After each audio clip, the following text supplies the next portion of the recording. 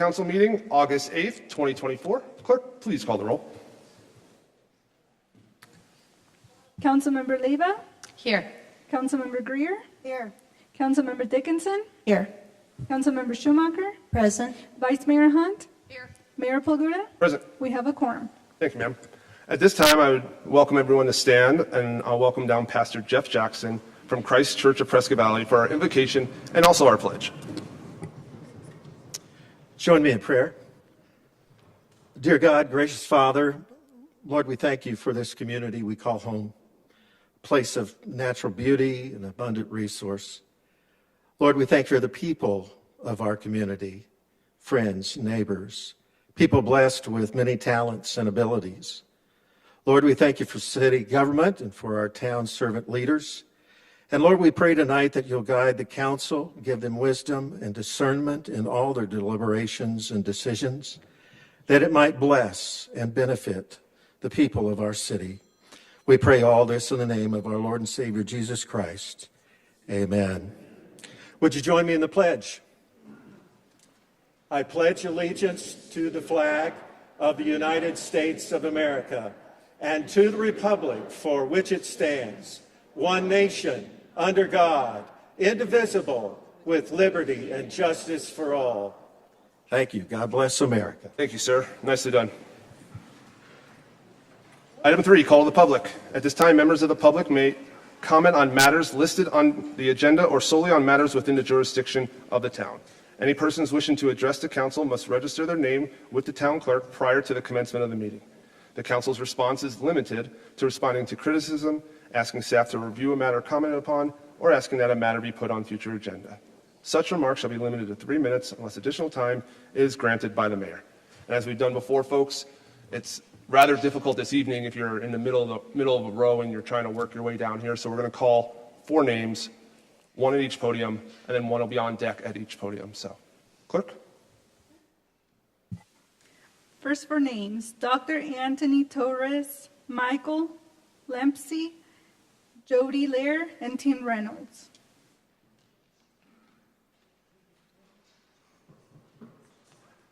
Welcome. Good evening. I'm Dr. Anthony Torres, representing Dignity Health YMC, President and CEO. Thank you, Mayor and Council members, for the opportunity to speak with you this evening. As you know, YMC is the largest private employer with more than 2,000 employees. Meeting the needs of our current and future employees is necessary for retention and recruitment. Attainable housing is a priority for our workforce. As you know, the Quad City area has experienced significant growth over the past decade, and experts anticipate continued population growth in the coming years.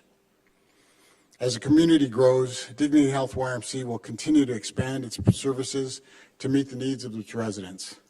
However, in order to do that, our community needs to create more housing options and solutions for its healthcare workers. To date, one of the biggest barriers to recruitment in the healthcare sector has been the lack of attainable housing. As the Mayor and Council is acutely aware, Dignity Health YMC is not alone in the struggle for additional workforce housing. Many of our community's large and small businesses, law enforcement, fire and rescue, as well as teachers are all experiencing similar situations. The inability to hire qualified staff due to the paucity of housing options is all workforce sectors. I commend the commitment of the town of Prescott Valley. They have shown a willingness to seek solutions for this issue. The creation of the Affordable Housing Committee and the addition of those goals into the city's strategic plan are critical steps. This demonstrates the town's keen awareness of the looming impact this issue will have on our community if we don't act. It is our hope that projects like this will bring more understanding that attainable housing is a critical component in securing a workforce in various sectors that support the needs of our communities. For those reasons, I'm here today in support of the Lakeshore 650 project. We believe it creates options for our workforce that do not exist today. Thank you, and I'm happy to answer any questions. Thank you, Mr. Torres. I'm sorry, Dr. Torres. Thank you. Welcome, sir. Tim Reynolds, speaking on behalf of Bill Williams, who's out for surgery. To Mayor Palaguga, Vice Mayor Hunt, and Councilwomen, there is no gloating, there is no spiking of the football because of victory.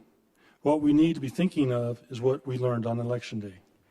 We heard from residents at the ballot box and in a survey. And some of the messages I'm receiving are saying, get to work on what you talked about. I've met with Brad and Ron Fain and their survey design expert and public relations person and their attorney, Bill Laley. The meeting included a lot of sharing of information about the processes they use to gather petitions and letters in support of Lakeshore 650 and some of the strong objections from citizens. Our town clerk is trying to organize a large quantity of Lakeshore 650 letters and petitions. The town should provide an accountant to help organize materials into an easy-to-read web location for residents like the new survey. But tonight, the agenda seems to be inching 2 steps closer to approving the Lakeshore 650 project. Council could hold off, and rezoning requests and development proposals could be paused until the newly elected members are sworn in. And where very large developments or tourism centers on Glassford Hill could be put to a vote of the people, requiring a petition drive and a referendum costing $30,000 to $50,000. Sandy Griffiths, the chair of Planning and Zoning, called me and said congratulations, and we actually had a nice discussion. Hard to believe if you saw the last meeting. She did write an op-ed that said this past election season was vile, virologic, and mean-spirited. We are not naming names, but we can try to put the animosity in the rearview mirror. So we aren't going to victory dance. No one is smarter than anyone else. We just think differently. We don't wish any ill to April, Lori, or Brenda. We wish them well in their new endeavors, and most likely they will come back and give presentations to us. You know how it goes. And in time when we have low trust of government and high divisiveness, it wouldn't hurt to get a message from town leadership about unity. Wish I could be with you. I have shoulder surgery on Tuesday, and we'll heal just fine. Thank you. Thank you, sir. Next up.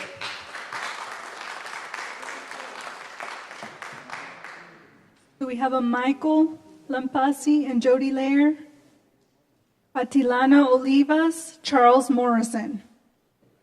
Come on up, Mr. Olivas. Ms. Laird, if you'd like to occupy a podium, that's fine. Mr. Olivas.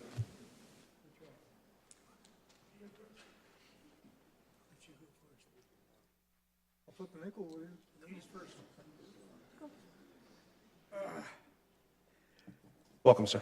Yeah, the old lady's bothered me with this bad weather. I'd like to congratulate all the new council members that are coming in. I'd like to also welcome all Prescott residents and voters to this council. Last time I was here, you censored me, Cal, because I would call out a council member by name. I want to know why I can't call a council member by name if I think she's doing something wrong and I disagree with her.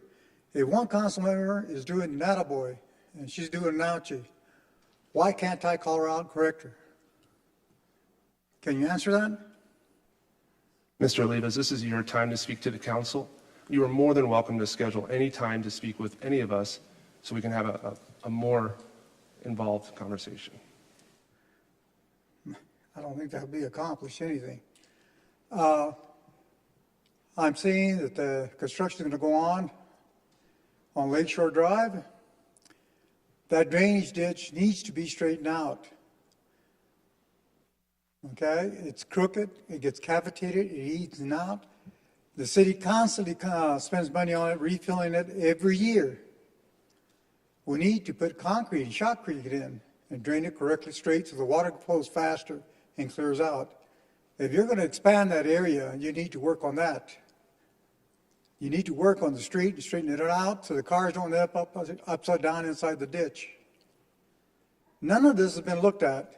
None of the infrastructure has been looked at, and yet expansion is continuing. Now, I'll leave you guys all with that closure. Thank you very much, sir. Ms. Laird? Mayor, council members, staff, thank you for serving. I'm Jody Lair, citizen of Prescott Valley. I remember driving 89A eastwardly onto Fane Road early upon my 2006 arrival to the region and recognized that this wide open space at Fane Road may begin to fill in.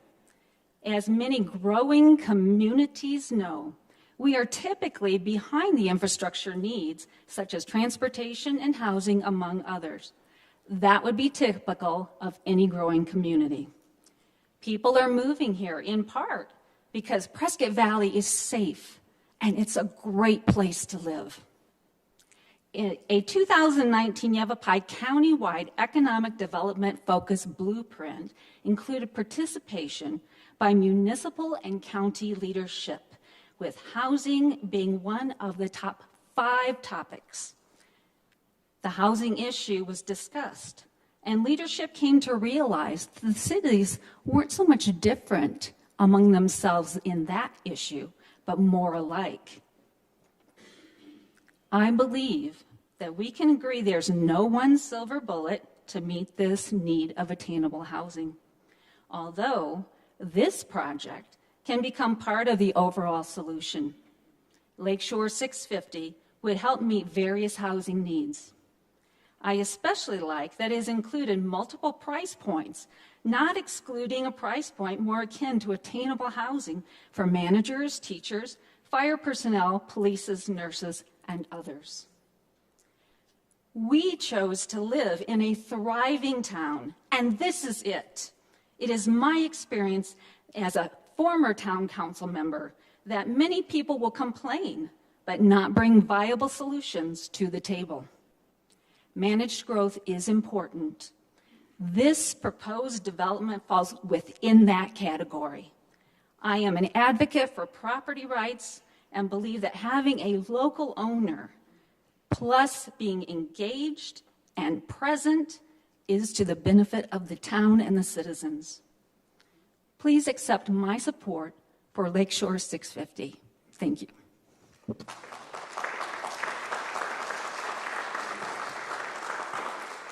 Before you begin, clerk, who do we have on deck? Charles Morrison, Sandy Graham, Fern Damon, Roger Kinsinger. Awesome, thank you. Sir, go ahead. How you doing, Mayor? Good to see you again. I know you and I don't see eye to eye, but when I saw your tirade about your people in this community, it got me kind of upset because there's a lot of people here that have more knowledge about the world than you do, and it kind of hurt their feelings. As you see on next door, a lot of people responded. I hope that it touched you in a way that you might respond less negatively toward the people. And I look forward to the new city council that will hopefully work together to better this community. We're all watching for everything that comes in the next 2 years, whatever. And I tell you that there's one higher person that has watched over this community, and all of us are responsible. So remember, there will be a day of judgment for everyone, even me, everyone here, and we'll have to stand to that man, and there's no excuse. So let's make America and Prescott Valley the best place to live, and the towns, the ones that are representing the community. Thank you. Thank you, sir.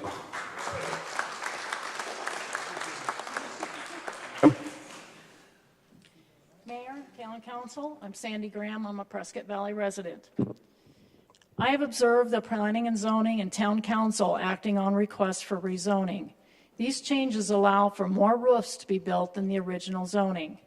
The rezoning of commercial to residential is baffling to me. Per the town's website, there's just 7 sites available for commercial development.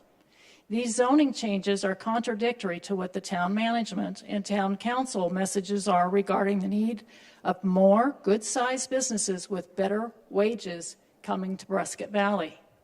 The town has hired a consultant to guide them in finding a business to set up shop here, and I haven't seen any positive results from that hire. The town has plans to annex 28,000 acres of county land into the town limits. We have water problems, and they aren't going away. I propose the town consider making a special water sewer district that would be assigned to each annexation. This special district would have, let's say, 30% higher for water and sewer rates than the existing properties within the current town limits. When the existing current town limit rates are increased, the special district rate would also be raised at the same proportion. This may help keep the town up with the increased demand on the water and sewer infrastructure. It may also encourage water users to consider conservation practices. As for the slam dunk rezoning changes, Prescott Valley may have gone too far to have enough sites to attract those businesses that we need. Thank you, ma'am. Ma'am. I'm new to the Valley, and I want to thank you all for allowing me to speak my piece, as they say. In reading some of the bios that from the elections, I don't know any of these people, but there was one thing that was a major concern to me: HOAs. I don't know how many people are familiar with the in and outs of an HOA. I am. I worked a transition from the builder to the voter, or to the homeowners. I've served on every committee for an HOA, with the exception of an architectural committee, and that my husband did that for 2 years. We do not want an HOA in this type of community, I'm telling you. There are many, if people don't understand what is involved in the working of it, they best get educated. You're going to have 5 or 7 people that's going to make a board, and they're going to tell you how to live, because there's rules. The HOA I just came from was a moderate. My HOA dues were $240 a month. Once a year, we had a special assessment. I was paying $3,800, $3,900 a year to live in my house and be told how to live. There's always a clique in an HOA, and these people don't like the dogs barking, they don't like your kids, they don't like music. They should be living in Paradise Valley or Scottsdale. This is a great community. That's why I moved here. And I think that everybody ought to, there are good things in these, and there's bad things. But I think everybody ought to get educated on this before they just say a good idea. Because number one, it does bring in revenue. And it does give local people jobs, but there's more to it than that. I have worked in business. I've worked with the public for many years, worldwide. And let me tell you, there's 2 sides to every story. I am just very concerned. I live out Lakeshore, with all the constructions that I understand is going on, or the proposed. These builders, HOA is a way to make money. And I think everybody ought to be looking at it. It starts out very simple. Once you get in, you can't get out. Ma'am, we're going to ask you to just wrap up with the next few sentences. Your time's up, ma'am. Oh. So you can finish up your thought if you'd like. Okay, I just got my point across. Thank you very much. Thank you, ma'am. Anyone? Clerk, do we have anyone next? Ramona Ugburn and Carrie McCann. Thank you, ma'am. Sir, welcome. Thank you, Mayor. Thank you, Vice Mayor, and thank you, Council, for this time tonight. I'm Roger Kinzer, and I lived in Prescott Valley for 6 years. I also served on this very council for 2 years, from December 2020 to December 2022. I then resigned to return to the state of Iowa to take care of family health issues. This was a very bittersweet decision for me because my wife and I had made numerous friends in the 6 years that we were here. But it may surprise you. I've stayed current with what's going on in Prescott Valley. It's amazing what you can find out on YouTube, and it concerns me.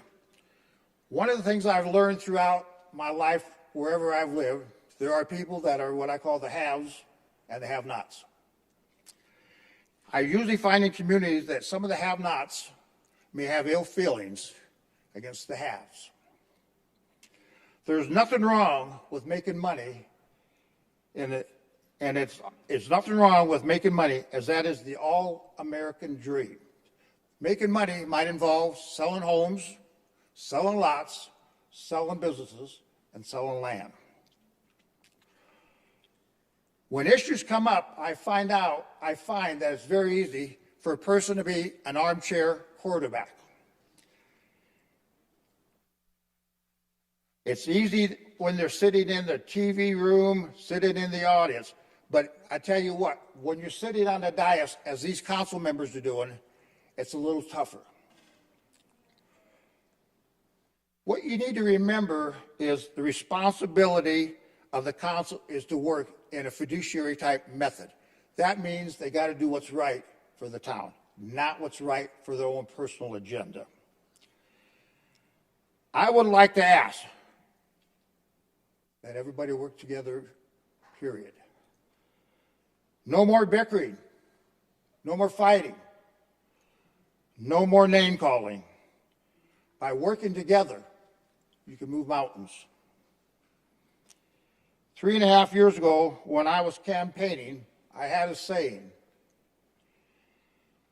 change is constant, growth is optional. And I repeat that: change is constant, growth is optional. Remember, nothing stays the same. If you're not growing, you're dying. So in closing, I want to thank the town council and members of this audience for this time tonight. Good evening. Thank you, sir.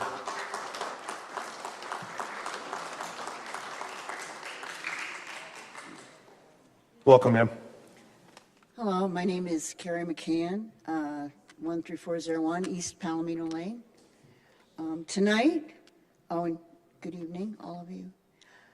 Tonight, the room is filled with citizens who have concerns about the so-called Lakeshore 650 project, which some of them refer to as the Pronghorn Nursery 650 or the Floodplain 650. The recently announced Vision 2024 Town Survey showed that almost 3/4 of the citizens believe there is too much growth at this time in town. The citizens are ready to file for a referendum if Lakeshore 650 is approved. Now, all along, my chief questions about this project have been, why develop this particular parcel of land, which is a nursery for, due to development, our dwindling pronghorn herd, with the agua fria being the animal's main water source? Why spend millions of dollars reconfiguring a watershed that Mother Nature has created over millions of years? Especially, and I've seen this in other communities, when nature eventually reclaims its course. Why not develop a less controversial parcel, one with topography that does not require extensive re-engineering, thus saving the developer millions of dollars and man-hours, and in turn require not only less density, but the ability to provide more affordable homes to turn a profit and still turn a profit. After all, from a developer perspective, I understand this is about money. I have additional questions and look forward to them being answered. How will the quality of life of the average resident be improved by this massive development? Brown Builders is based in Phoenix.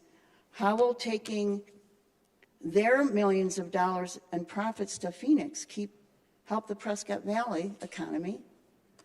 Will adding about 15% more population to the town somehow ensure we won't run out of water? Will it lower our water bills?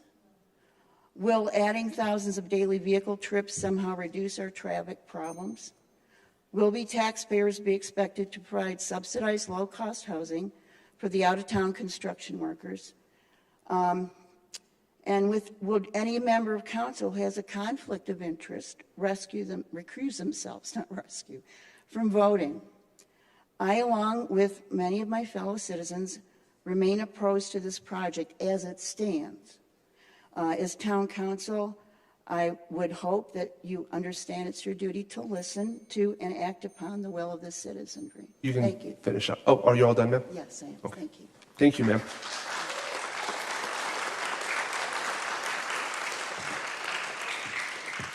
Clerk, who do we have next? Last call for Michael Lampasi. Is there a Michael Lapazzi here? No one else then, Mayor. Okay. Welcome, ma'am.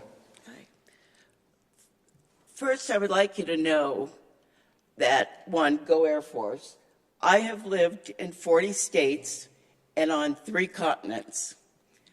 And people got really tired of hearing me say for the first 2 years, my gosh, I have never, ever lived anywhere and loved any place as much as I do Prescott Valley, and I thank the council. Additionally, I would like to point out that when there was an opening and they were looking for an appointment, there were 4 people who were applying for that position. And the first 2 women spoke, and my husband leaned into me and he said, "You got this, babe." Lori Hunt came up and started to speak, and my husband turned to me and he said, "Maybe next time." People come to express what they don't like, but I want to thank the council for the many good things that they have done. First, their support for a wonderful police department that has helped make Prescott Valley the third safest place to live in Arizona. I am grateful and appreciative to my first responders. They changed the law so that the apartment buildings have to provide water, just as single homes do. They bought Glassford Hill to prevent it from being developed and allowing it to be used for recreation. I am not pro-growth, but I recognize without growth, we will become a stagnant community. They didn't resurface Glassford Hill. They widened it and replaced it with better material. They constantly are working on water conservation and recharging methods. And they put on, second to none, thank you, Gilbert, the most fabulous events.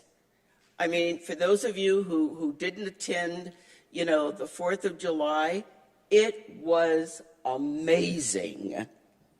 And by the way, I don't like crowds, but this was I could not believe it.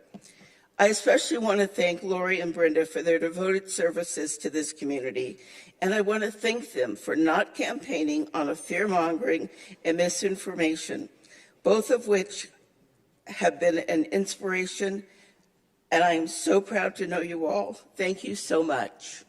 Thank you very much, ma'am.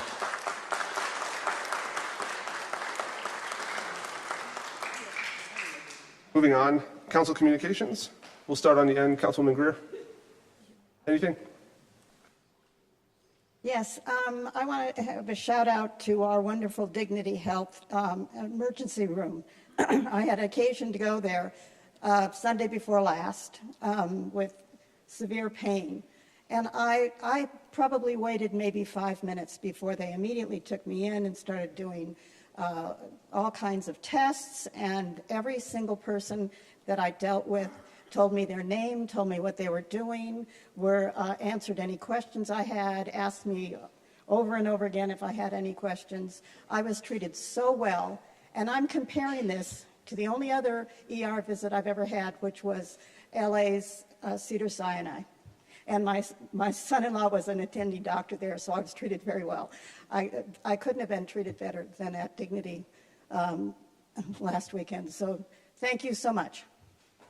Councilwoman? Councilwoman Schumacher? I just had an interesting thing that I pulled up off of one of the real estate sites, and it said, it's done by Redfin, and it said people are leaving Phoenix for what communities? And so I'm going to go, it's 1 through 10 that they started with, but I'm going to start with number 10, and they said that there were 67 people that showed that they were leaving Phoenix to move to Tucson. They had 69 people moving to Austin, Texas, 72 people moving to Orlando, Florida, 75 to Myrtle Beach, South Carolina, 76 to Hilo, Hawaii. I'd like to go there. 78 going to Charlotte, North Carolina. 145 people were deciding to leave Phoenix to go to Nashville, Tennessee. 515 people were leaving Phoenix to go to the Flagstaff area. 661 were going to the Show Low area, and 1,006 people decided to move to Prescott Valley. So I just thought that was an interesting thing when you say that we're number 1 on a Redfin survey for where people want to come to. So I just had a couple other sayings that I just kind of wanted to add in here. And one states that we started where we could with what we had. And if you think when this little community started out, that's kind of an appropriate saying, that we started where we could with what we had. Then another saying is, the way we choose to see the world creates the world we see. And I just thought that was very appropriate for tonight as well. When I was opening my email the other day, it was a couple days ago, and I was at work, and all of a sudden I kept hearing ding, ding, ding, ding, which meant that I was getting notified. There was 109 yes votes for the Lakeshore 650. Some of these people that are working don't necessarily get to come to the meetings, but they are looking at it at home, or they're watching it later on YouTube. And I thought that was kind of an interesting thing. We had a couple that were no votes, and some people that were asking us to table this project for a later date. I think that's highly unfair to keep asking somebody to wait to do a project that they've had in planning for a very long time. They've already invested millions of dollars, but I'll stop there. But I thought it was kind of interesting because my computer just kept dinging, and I'm like, well, what's going on over here? And when you open them up on the emails, every one of them was not necessarily like a form. It was all just their opinion. And so I just thought that was kind of a nice thing to say. Thank you. Thank you, ma'am. Vice Mayor? Good evening, everybody. I'm glad you're here. I especially want to welcome the younger residents among us. You guys are being so good and well behaved right now, and I'm so proud of you. This meeting is going to take a little while, but I want you to know that this is government. It's like a class that you're going to take when you're a junior or senior in high school. So hopefully you're going to learn something, and we'll try to make it as little boring as possible, but I'm so glad you guys are all here. And Ramona, that story, every time you tell it, I love to hear it because you know how much I love you and Michael, and I can hardly wait to see him in heaven, so thank you. I had the privilege of having my orientation with the Dignity Health Community Board. So I am sitting on that board. If you have any questions regarding that, please reach out to me on Facebook or on my cell phone. And then Wednesday, I had my first meeting of the MATFORCE board. MATFORCE is our drug coalition in Yavapai County. And I've volunteered for MATFORCE for 4 years, and I am now on their governing board. And one of the awesome things that we've done here in Yavapai County is that the overdose numbers here are going down unlike anywhere else around us. So I'm super excited to continue my work with MATFORCE. And then finally, I'd like to say, you know, my body was kind of turned when we were doing the pledge, but I have to say, because this is kind of the most people we've ever had, but the way that you all said the pledge was so moving, it gave me goosebumps. It was just wonderful. So thank you all for that, and thank you all for being here. Councilwoman? Well, thank you all for being here tonight. It's very, very good to see so many beautiful, familiar faces. And so far, everyone is still smiling, which is really good. This has been a very positive meeting, and let's keep it this way. Just a quick note to Michael. I know we have a great health system, and I know our Dignity Health is amazing. I am sitting right now in the foundation board, and everyone is so devoted to providing the best service possible. And also, we're building bridges with our Yavapai County Health Department to collaborate on providing better services for the community, and a lot of the services are for free. So we're trying to work something out. So again, thank you so much for being here tonight. Ma'am. Mr. Davidson, manager's report. Mr. Mayor, members of the council, just two things. I want to thank, last night we had hosted the National Night Out event. It's an annual event that's primarily designed for police departments to get out into the community. What we've done here, and many communities do, is we also have staff that gets out and council members get out into the community. So I know there's a number of residents here that actually hosted last night. Thank you. It was an incredible turnout at every stop in the community, and I want to thank our police department for helping to organize that, and then all of our staff and the council for taking time to be out there and talking and interacting with residents. And the last thing is our monthly report will be finalized next week. With the close of fiscal year, it took a little longer to get all the final numbers, but we'll have it out next week. Thank you, sir. Next up, item 6, consent agenda. All matters listed under consent agenda are considered routine by the town council and will be enacted by one motion. There will be no separate discussion of these items. If discussion is desired, that item will be removed from the consent agenda and will be considered separately. Council, can I get a motion?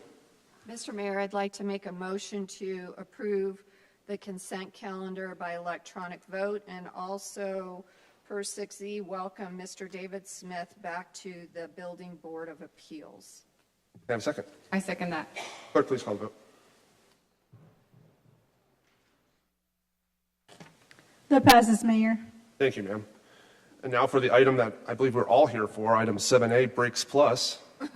Mr. Letier, can you please welcome, sir? Or Mr. Jacobson, I'm sorry. Thank you so much, Mayor, Vice Mayor, council members. What you have before you for consideration, as the Mayor mentioned, is a Breaks Plus facility. I'll hit the highlights on that in the event you haven't had a chance to dig into it too much. What we're looking at is an application by the agent Ashley Bernaski. She's the authorized agent for Four Seasons, who is the current owner of the parcel. And you may be aware, Breaks Plus services include brake replacement and repair, rotors, just to give you an idea in the event that people are not familiar with it. And what I'd like to do is just mention now, before we get to questions, that we do have a representative. Unfortunately, Ashley could not make it tonight. She said she and everybody in her department in Alabama, the first day of school is tomorrow. So John Davis has been kind enough to make the trip from Alabama, and you may recognize Scott Lyon's name. He's a local engineer. He's here as well. We get to questions. They can be made available. What I'd like to do.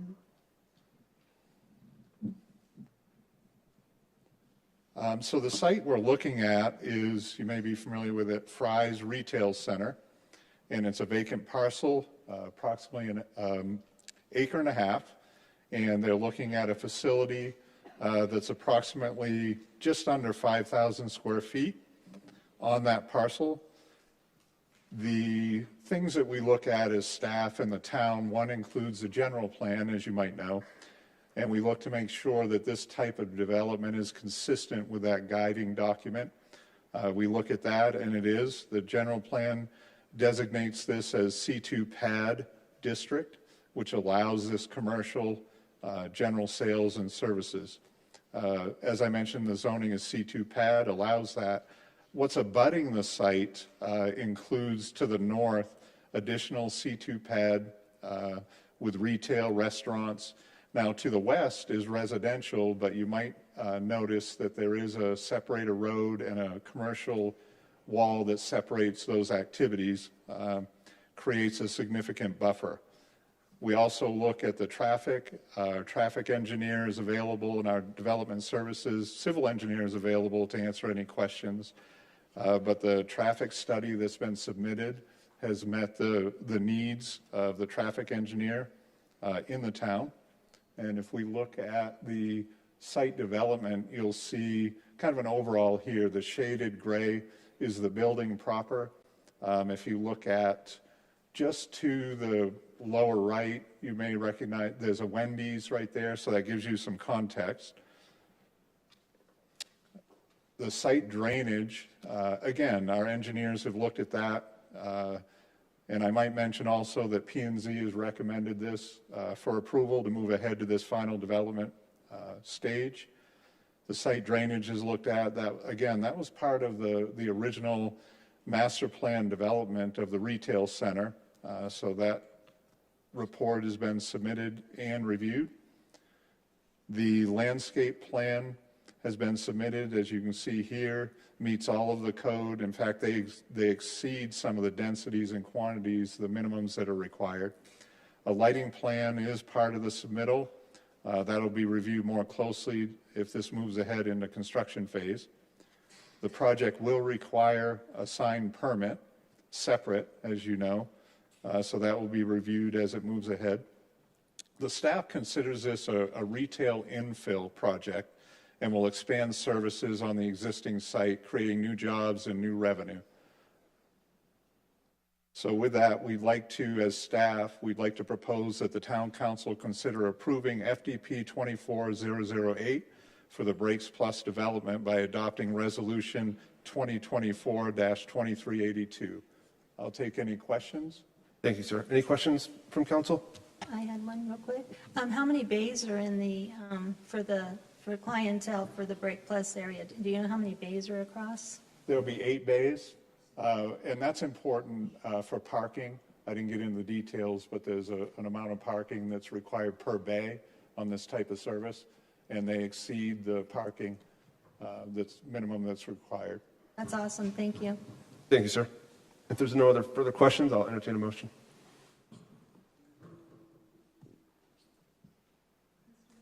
Mr. Mayor, I'd like to make a motion to authorize the mayor to sign resolution number 2024-2382, approving FDP 24-008 for the Breaks Plus development by electronic vote.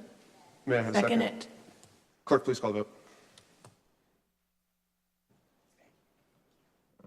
That passes, Mayor. Thanks, ma'am.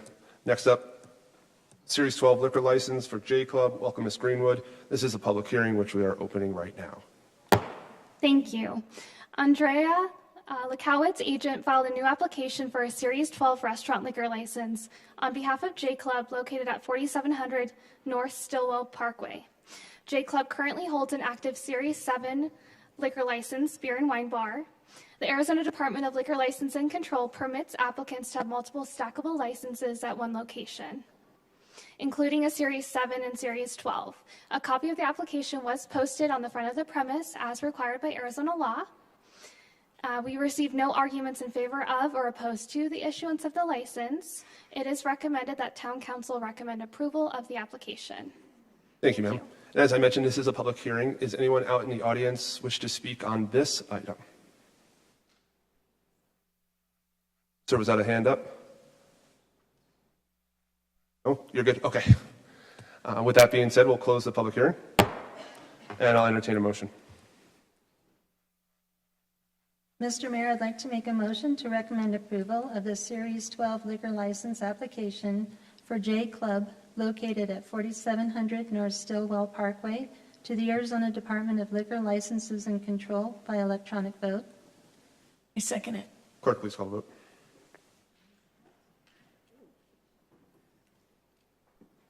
That passes, Mayor. Thank you, ma'am. Next up, item 7C. Oh, I should clarify that.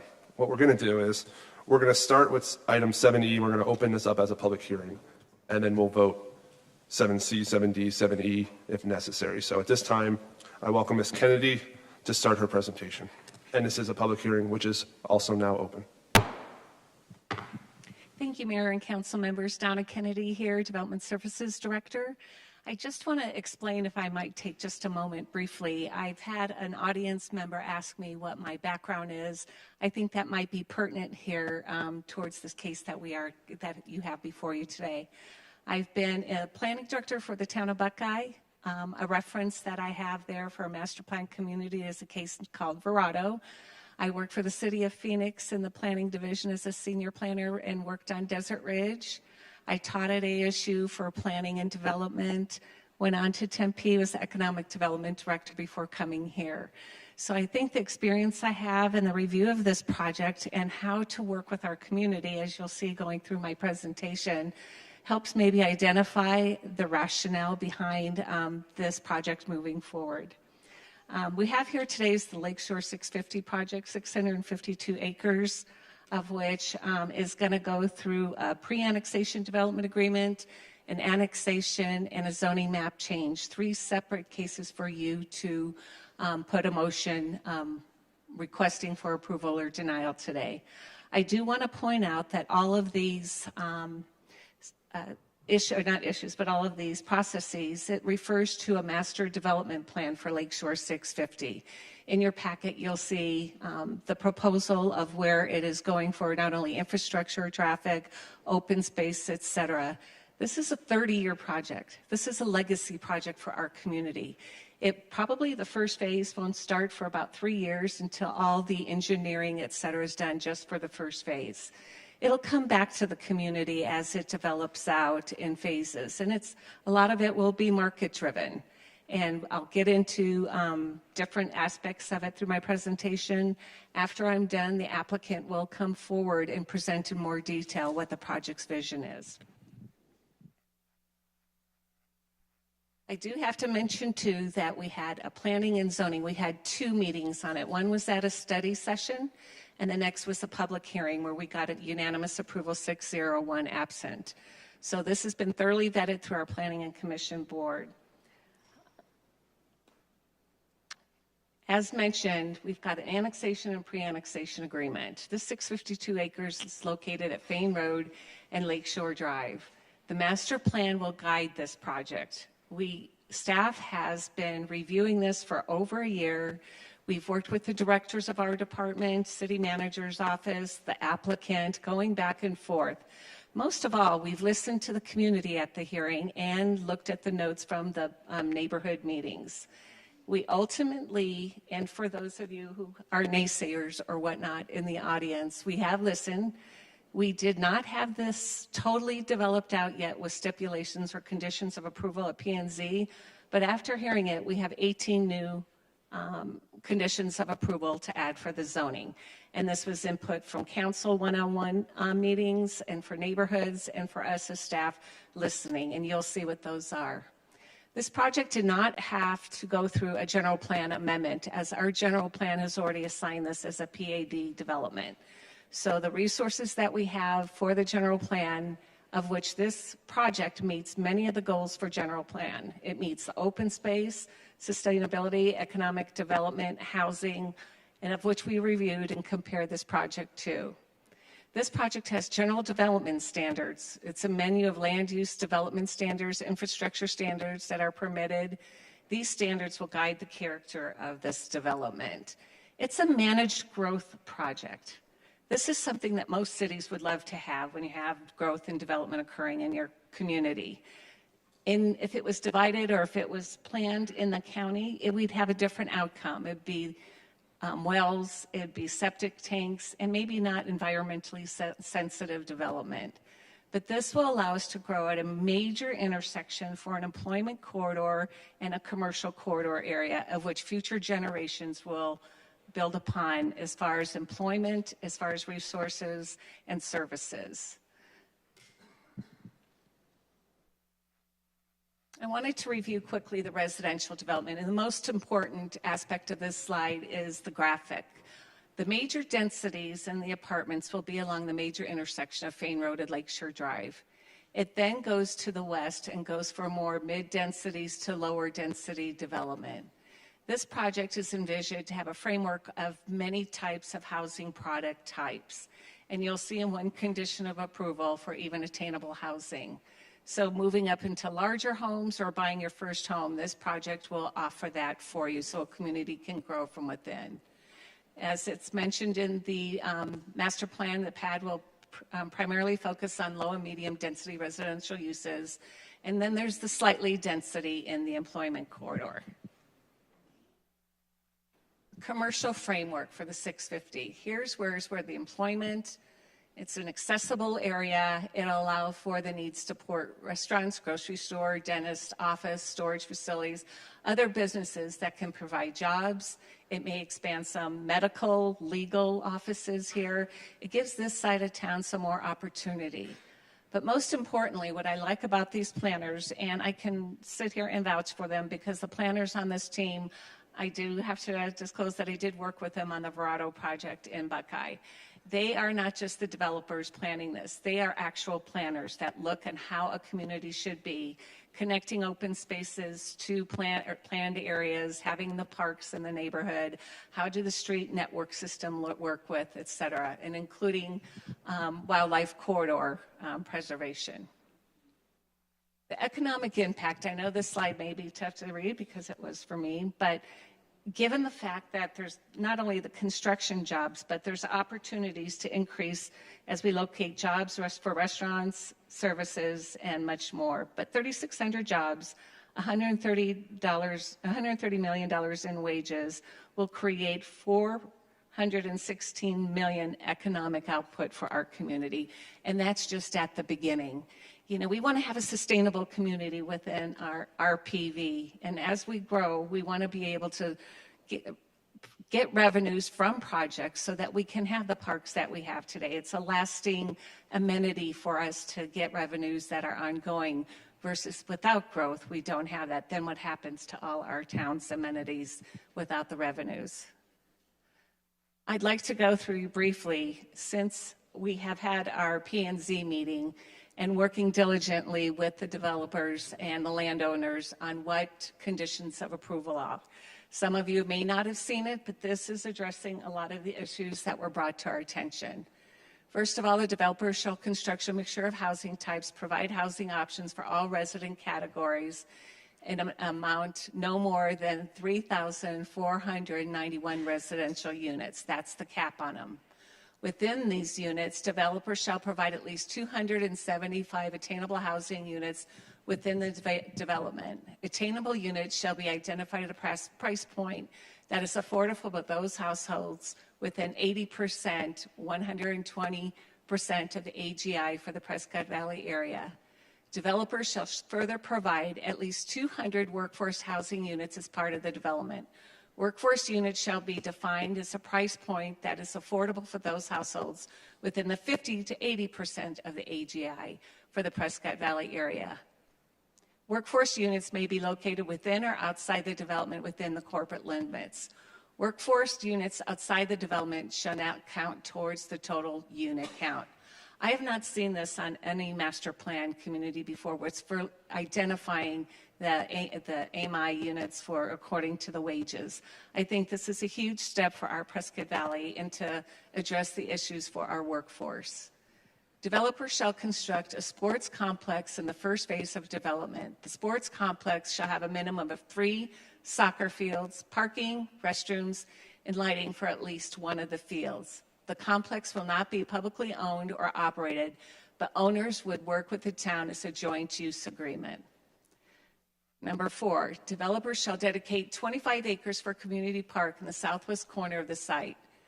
Developers shall construct a 15-acre first phase park amenity to include bathroom, lighted parking lot, tot lot, splash pad, lighted multi-purpose field, and otherwise mutually determined by the parties prior to the 500th residential permit, or if the sports complex is not constructed prior to the 250th residential permit, developers shall immediately begin to construct the first phase of the park amenity. You can tell right there, there's been negotiations putting in numbers and values to where we want this to go. There's triggers for this. Developers shall immediately begin to construct the first phase park amenity. The town shall be responsible for subsequent park phases. Developers shall provide annual updates to the town on the status of the sports complex in the first phase of the park construction. Developers shall be allowed certain impact fee credits for the first phase park as permitted by law for public park improvements up to a minimum of $5 million. Alternatively, first phase park improvements may be included in and financed through a reimbursement of developer funds from a community facilities district, both of which will need to come back to the community for a public hearing. If both financing mechanisms are used, total reimbursement for the first phase shall not be greater than the actual developer cost. Developers shall implement best practices regarding water conservation and other low-impact development standards as approved by the Utilities Public Works Director. Shall include rain harvesting techniques and to water existing landscapes, shall include rain harvesting on the buildings where feasible, and to include options for each residential home. I know this was very important to a council member to make sure that even when you purchase a house here, you have an option to look at where your water harvesting is going to see if you could participate in that program. And number 6, this is basically the zoning districts, R1L for residential, RS for residential services, and CT2 for commercial general sales and services, a minimum of 100 acres. Having this commercial development, it's approximately 100 acres and potentially more, but having the landowner, the Faines, has a commercial developer that is very interested in the site and has reached out to see what the community wants, what type of retail stores do we need, and they realize that there is the need for in this area. And in order to support this, the rooftops, they look at the rooftops as to what's needed for not only employments to their shop, but also to be shoppers at their corridor there. The good news for the park, too, and open space, that this commercial core will be connecting to all trails within the park. Anywhere a resident lives can ride, bike, or walk to the commercial core. It offers a sense of place and community for the area residents and surrounding area residents. Open space permitted throughout the site. Per this pad, the land use budget has 130 acres of open space to be included. 25 acres for the commercial park, of which the Faines are donating the land and building the first phase that was identified. 50 acres of a wildlife corridor along the Agua Fria River, and 55 acres approximately for neighborhood parks and amenities. This builds communities too. We look for future generations for this site. It's not maybe for existing on these community parks, but we are going to be growing, and to have a program that's in place for the next 30 years to hold development accountable for. This will address many issues. The master developer plan will provide a minimum of 100 feet perimeter buffer adjacent to their existing residential uses.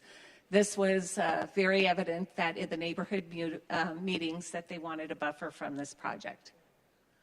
Developers shall build an extension of the Lakeshore multi-use path from Fain Road approximately 1 3/10 miles to this current terminus of the path at Serpentine Road.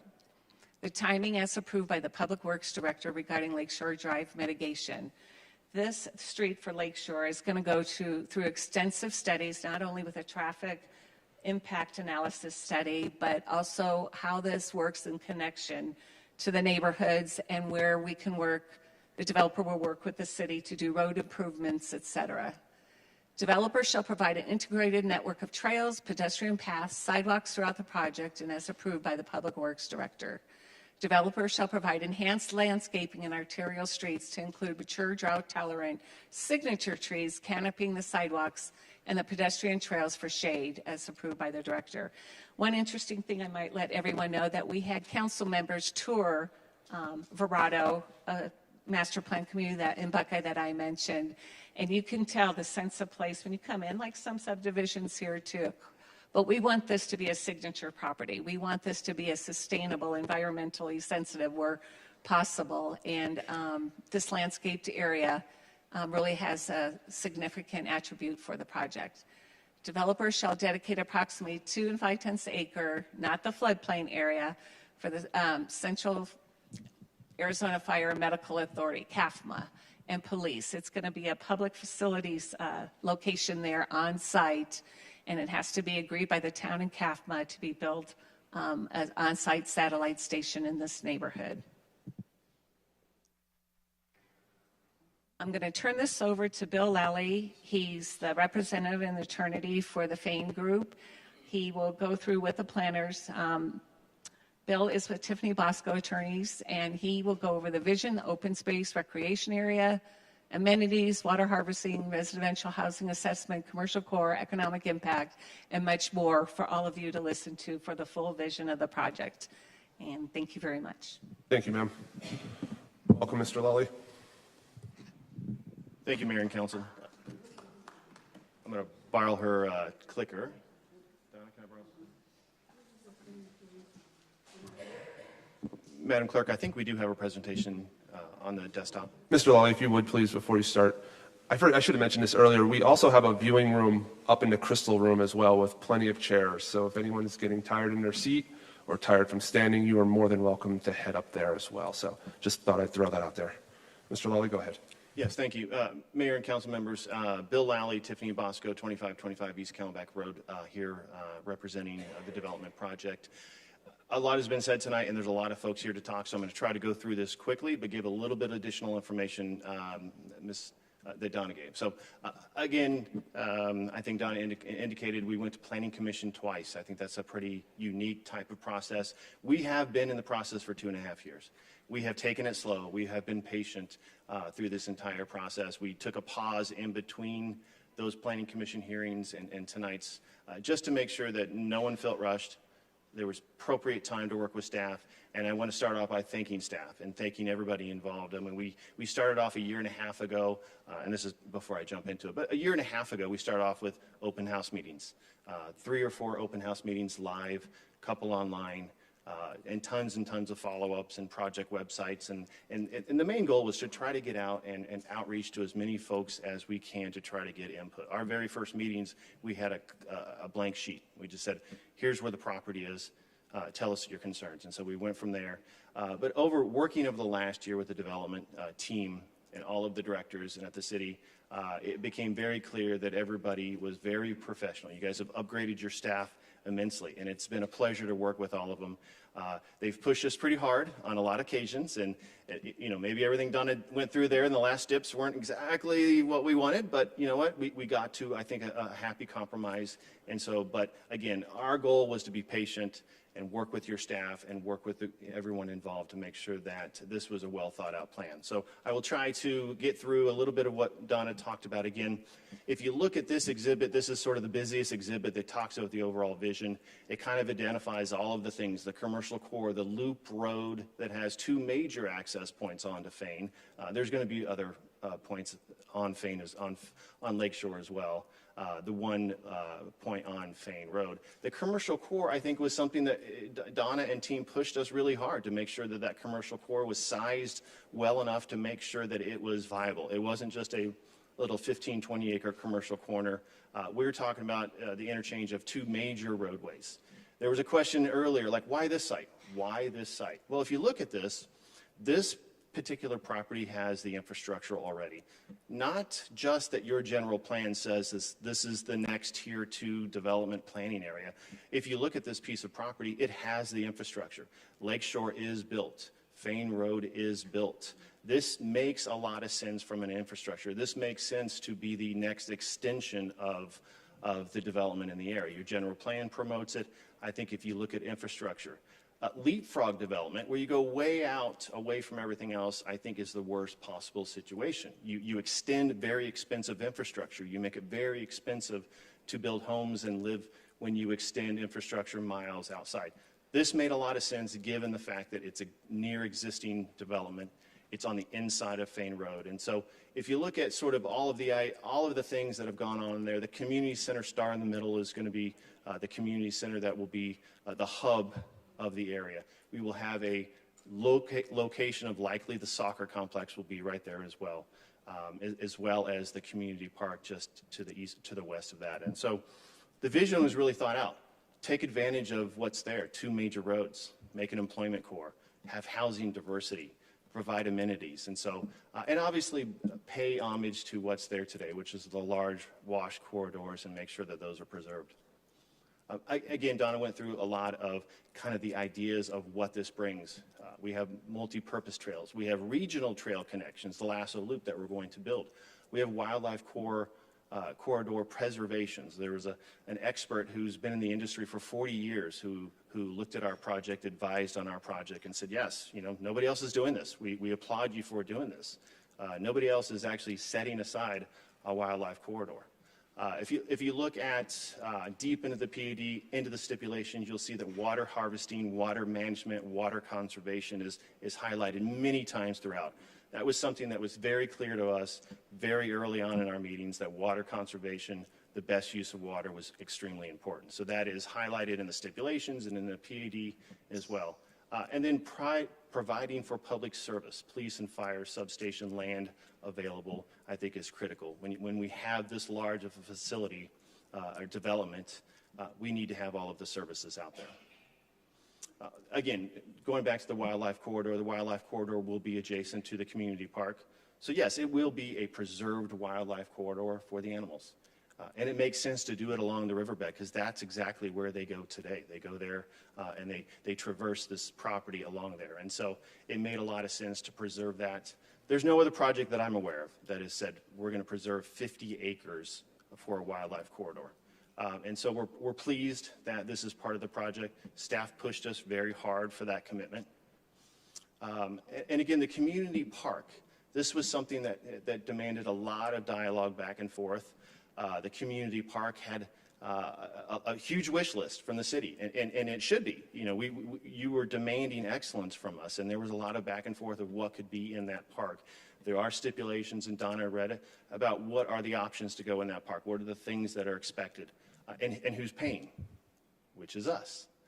There is a large dollar figure in the stipulations. So this isn't just the park that you would normally do for a subdivision for the amenities. This is a public park that will be dedicated to the city, improvements done, and it will be a public park going forward. That is also something pretty unique. Not a lot of developers will then say, we're going to do our own amenities, we're going to do our own clubhouse, our own mini parks, and we're going to do all our own stuff for our neighbors and our residents, and then we're going to give something to the public. So that's a pretty unique give. It was a long time dialogue with staff, but staff pushed us very hard on that. Again, the Lasso Trail and the trail connections on Lakeshore were extremely important. Open space, recreation, whether it's passive with playgrounds or ball fields, or whether it's just trailheads. We tried to cover every component and every type of open space recreation. Again, connecting probably the first loop of the Lasso, which is the regional trail, and so committing to that as well. This is a pretty exciting thing. About halfway through the process, we were approached by the OJBFC. They're a soccer club, a regional soccer club in the area. They are a club soccer club. I have 4 kids at home.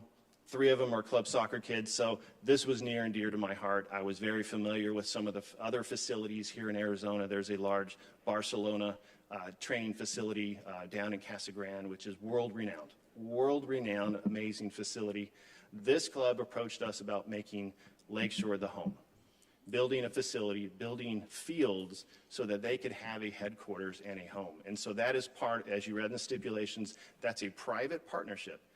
No public dollars, no public requirements. We're not asking for anything from the city. That is a private partnership that will be in addition to the public park and the amenities that we're providing. And so you'll probably hear a little bit more about the soccer folks tonight, but I can just tell you, having 3 out of my 4 kids in club soccer, this is an amazing amenity to have in any community. It's a tri-city club that will have a headquarters right here that potentially, and I don't want to put words in their mouth, but they potentially will attract statewide, national, international competition. So if you look at Casa Grande, people travel there from all over the world for these type of facilities. Housing was talked about, and that's what we heard day one.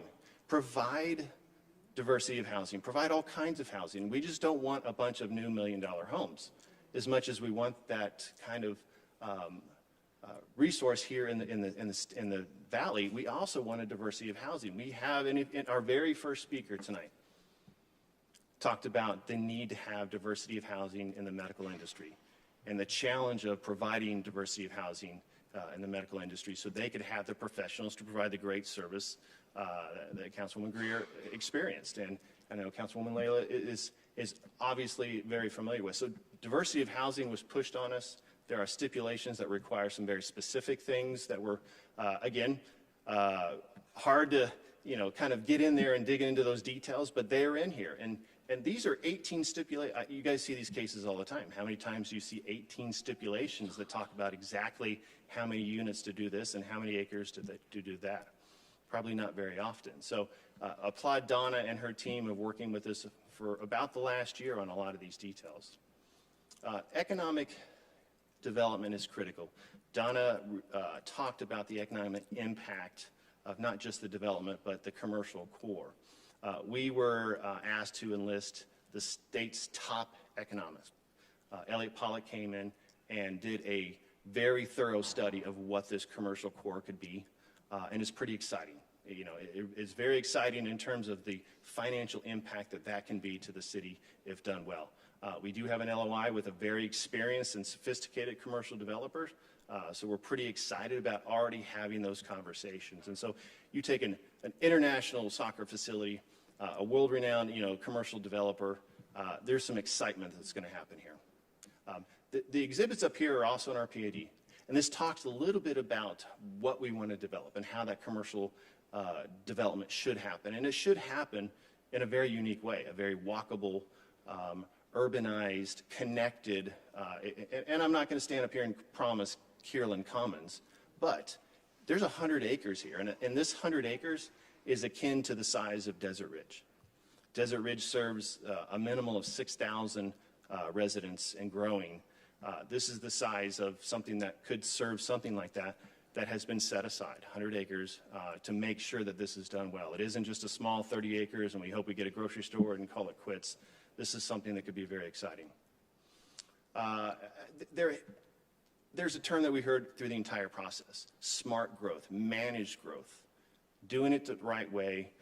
And you saw in your packet there's a 100-page PAD document that talks about every single component that we would call smart managed growth. These are just a couple sound bites that come from the smart growth terminology out there in the world. Taking advantage of the building design, creating walkable neighborhoods, all of that I think some of you that went to Verrado saw the interplay of the commercial, the retail, the parks, the neighborhood related parks, the open space and how it's not just one big, huge open space.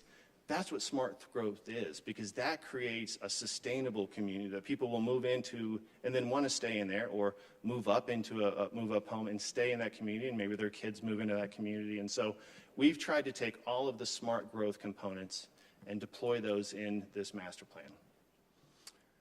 Lastly, but not least, I'm not going to go into it, but these are the 18 stipulations that Donna read very thoroughly. Again, 18 stipulations. It was a lot. And I would tell you, your staff did a great job of pushing us beyond where we wanted to be. I'll just be honest with you. I had a lot of very long and hard conversations with our development team to try to see if we could get there on a lot of this stuff. And we did. And we're proud to be sitting here, maybe not excited about the steps, but that's what compromise is about. We're not going to get everything.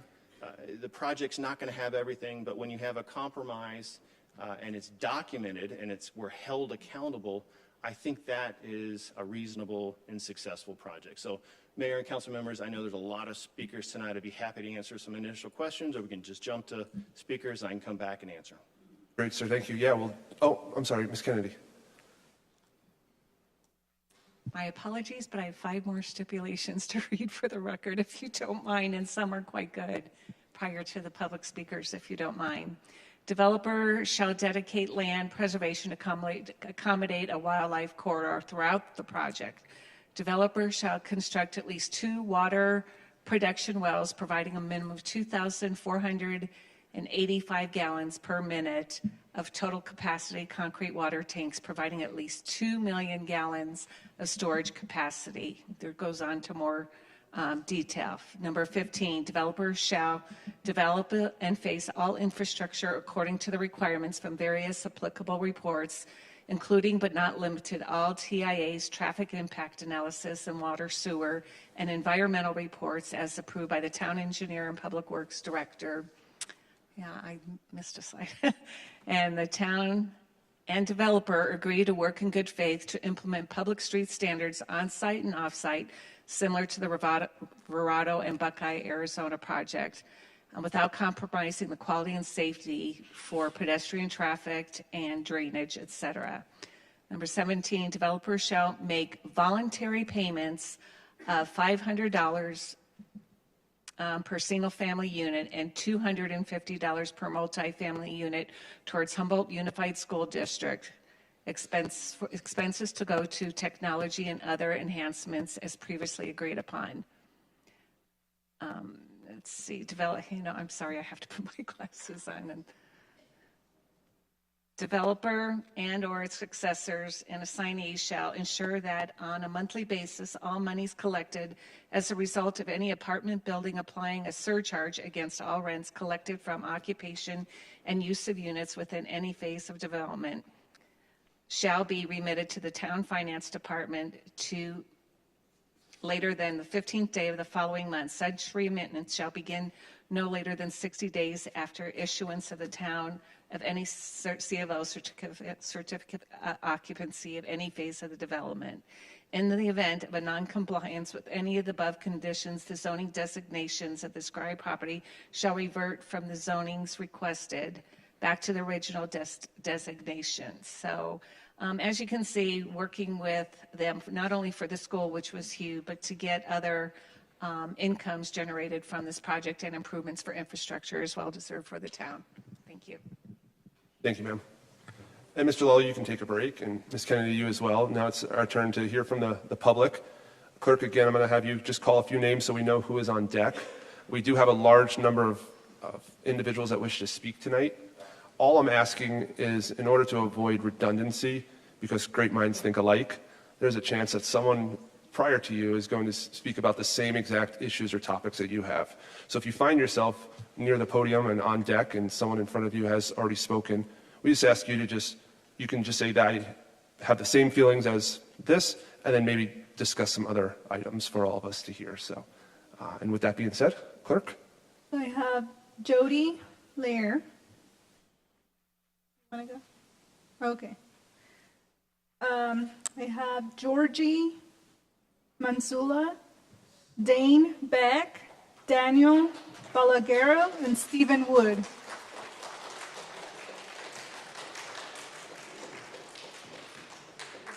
I am going to say that not normally do we get applaud before they speak. That doesn't normally happen here, just so we're clear on that. So I'm excited for this.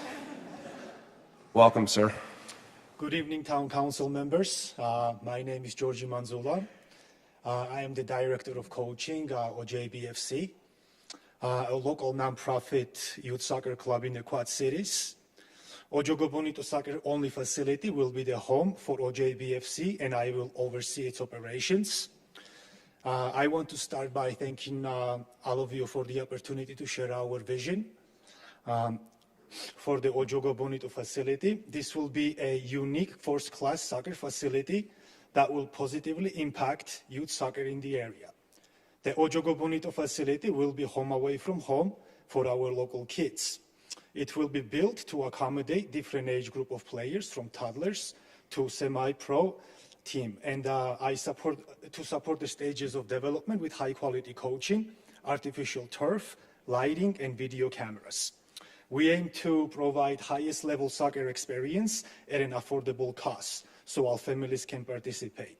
We want to combine athletics with academics to maximize our kids' potential so no child will be left behind or turned away.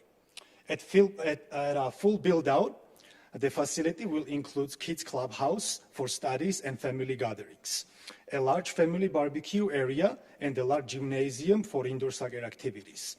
We have already helped 60 players get accepted into college, and one of our players, Diego Sanchez, has signed professional contract with FC Monterrey in Mexico's top division. Here are a few major benefits of having Ojogo Bonito facility. It will reduce the demand on existing Prescott Valley fields and eliminate the burden of maintaining another facility. It will attract visitors through tournaments, clinics, camps, driving economic growth through tourism, local spending, job creation, and increased sales tax revenue. By using artificial turf fields, we will conserve water. It will promote physical health, mental well-being, social connections, teamwork, leadership, and a community pride. Our potential relationship with Ovo Institute in Barcelona, Spain, will provide international exposure to our players in the community. Thank you for your time and consideration. Thank you, sir. Thank you.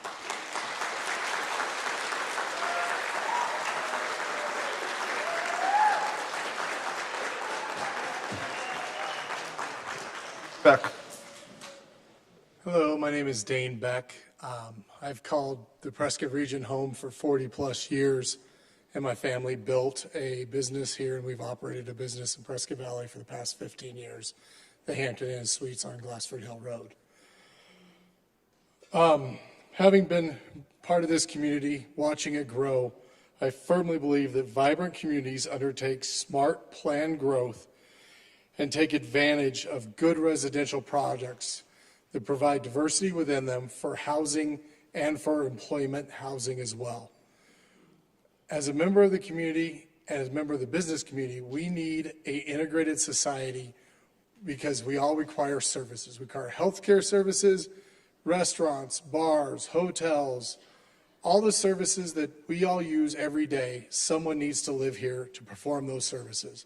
And without housing, we are in a dying community. I support Lakeshore 650 because of its inclusive nature and multiple price points. Thank you so much. Thank you, sir.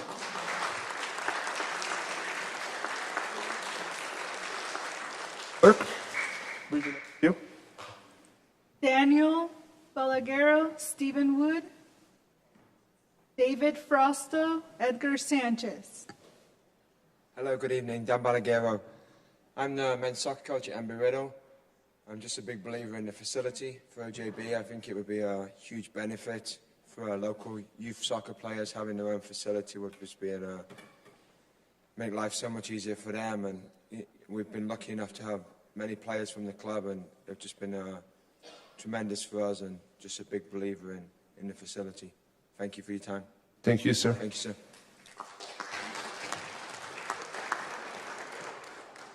Good evening, everyone. My name is Edgar Sanchez. I'm here today. I'm with the OJB family. I appreciate the opportunity to speak to you all tonight. As a former OJB player and somebody that's lived in this community for 22 years, I can attest that this organization is here to do more than just get a group of kids, young adults, to kick a ball and teach them a game. They're here to develop great human beings. This was apparent from the top tier coaching and staff that they established from the beginning. This club is going to be instrumental to showcasing in the creation of opportunity for our talent here in Yavapai County. This organization will finally give the soccer community the home that it desperately needs. It will allow the players, the community, to have a clear path and the right resources to achieve their goals as students, as athletes, and as people. In the time OJB has been around, they have already shown what they can achieve by setting the infrastructure for players to move on to the next levels, such as signing with local national champions, Yavapai College, and top-tier Embry-Riddle University. They have even had somebody come through this program that is now professional with one of the largest clubs in Central America. My family personally has had that blessing that player is my little brother, Diego Sanchez. The staff's full commitment to their values, their vision, and their guidance has allowed my little brother to not only excel off the field, but on it as well. Through the skills and knowledge that he gained through this club, it allowed him to progress onto one of the world-renowned soccer academies, Barcelona, located in Casa Grande, Arizona. Through there, and keeping in touch with him, he tells us that the style, the core values, and the vision are so similar to what are being taught up in the upper levels.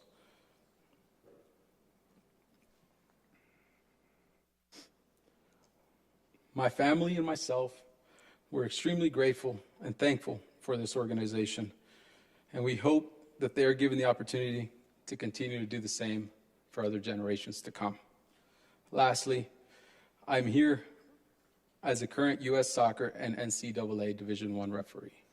I have had the pleasure and the privilege to travel the country and referee anywhere from a youth match to a professional match, as well as some of the top school districts in the country.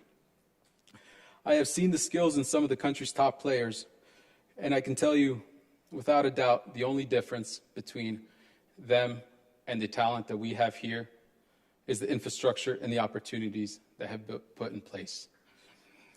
We have the hardworking individuals, and now we have the organization that's willing to work just as hard for them. That is all. Thank you, guys. Thank you, sir.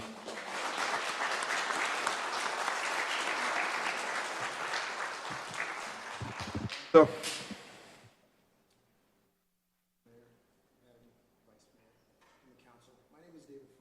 I'm sorry, you turned off your microphone. Turned it off. Okay, can you hear me now? Okay, so hi, Mr. Mayor, Madam Vice Mayor, and the council. My name is David Frosto. I've been a resident and a business owner in Prescott Valley for over 20 years. I wrote a big old long piece of paper for you guys to mulch over, but I think everybody's hit the topics. I don't want to be redundant. You know, obviously opportunity, education, character building, and economic impact is a big part of this project that will impact all of us as business owners, as parents, as, you know, as members of this community. So I'm going to keep it short. I'm just going to say that a yes vote for this project is an investment in kids and in their futures. We all know that not everyone will play sports in college or even turn pro, but this is not just about the game. It's about life lessons, how to deal with adversity, loss, wins, and it's about preparing our kids for life. So I just carefully consider this as a yes vote for everybody because it only impacts these kids, and I think that's where we need to be pushing for, especially in community, putting these kids first. Thank you. Thank you, sir.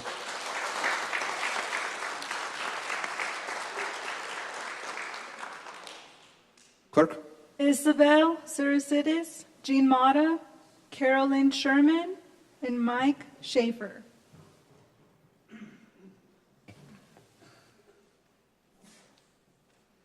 Welcome, ma'am. Hello.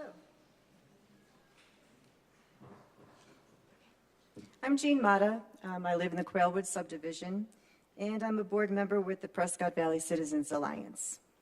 Council and staff, from the beginning, residents have expressed their opposition to the proposed density of Lakeshore 650, which was set at approximately 3,500 residential units when it was first introduced to the public last summer, and it remained the same when the project was presented to Council on October 12, 2023. At the October 12th meeting, Council expressed their own opposition to the proposed density, asserting that they would vote no to the project as proposed. Mayor Palguda specifically said, quote, 3,500 homes is an incredible amount in my opinion, and that would be ridiculous. I'm going to sit here and tell you 3,500 homes are not happening. At the end of the day, if the developer sticks to its guns and says they want 3,000 homes, that's still a no vote for me. Absolutely not.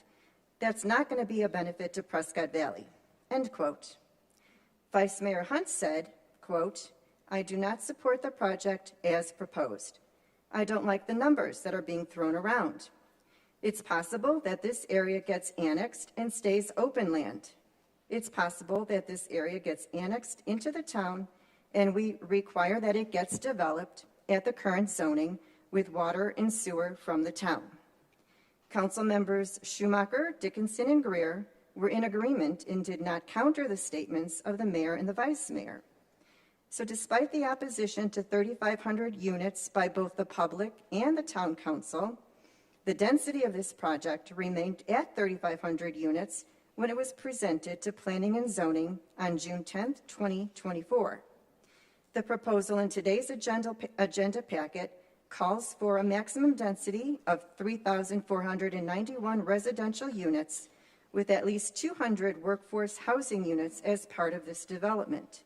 It states that workforce housing units built outside the development area shall not count toward the total unit count. So in this version of the proposal, rather than reducing the density, the potential number of residential units has actually increased. So Council, in your October 2023 public statements to the citizens of Prescott Valley, you vowed to vote no to a proposed density of 3,000 homes or more. Do not betray the public's trust. Remain true to your word and vote no tonight on the proposed density of the Lakeshore 650 project. Thank you. Thank you, ma'am.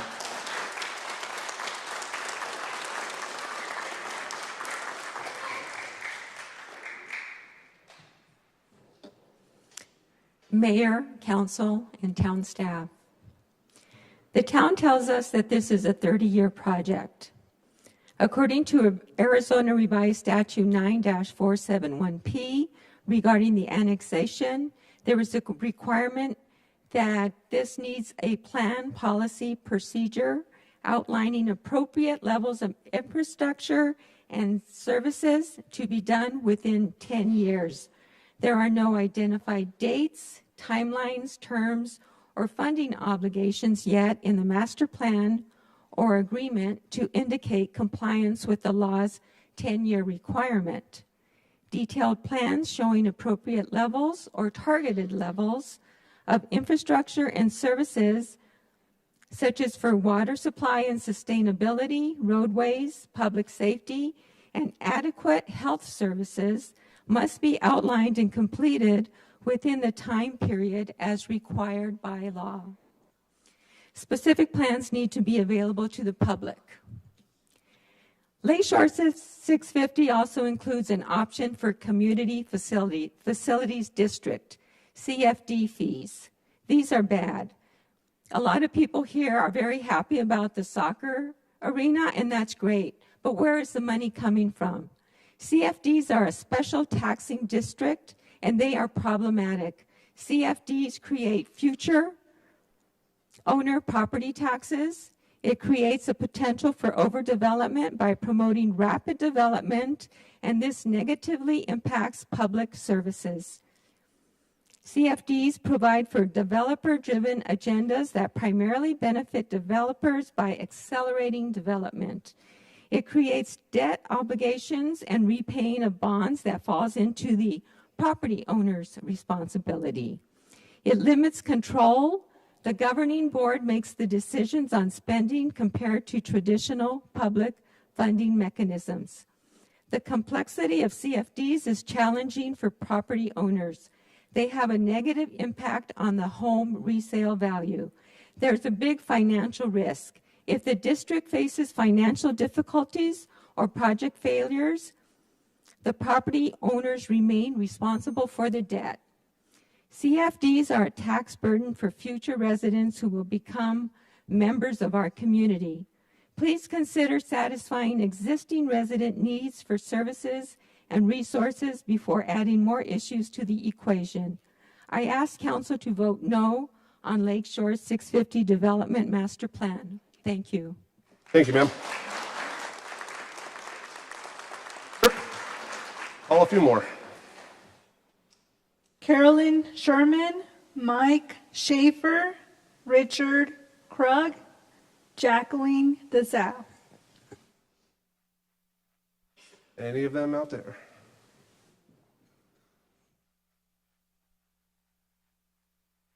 Go ahead and read those names again. Carolyn Sherman, Mike Schaefer, Richard Krug, and Jacqueline DeSalle. Looks like you're up, Miss DeSalle. Welcome. Good evening, Council, Mayor. My name is Jacqueline DeSalle with Viewpoint East. I have two items to comment on. The Master Development Plan gives sole authority to the Development Services Director to make any future changes as she sees fit within the scope outlined. I suggest a transparent and public process to review variations of this development should be clearly specified within the master development plan. And two, more importantly, the results of the primary election and the results of the town's 2024 community survey both speak to the level of dissatisfaction detected within the community of Prescott Valley. The survey reveals that the top concerns residents have all relate to growth and development. Survey respondents gave a poor to very poor rating to the local government and administration that was entrusted to manage growth. I ask that Lakeshore 650, as well as any other rezoning requests and residential development proposals, be postponed until all newly elected council members are seated and able to vote on any such proposals. Thank you. Thank you, ma'am.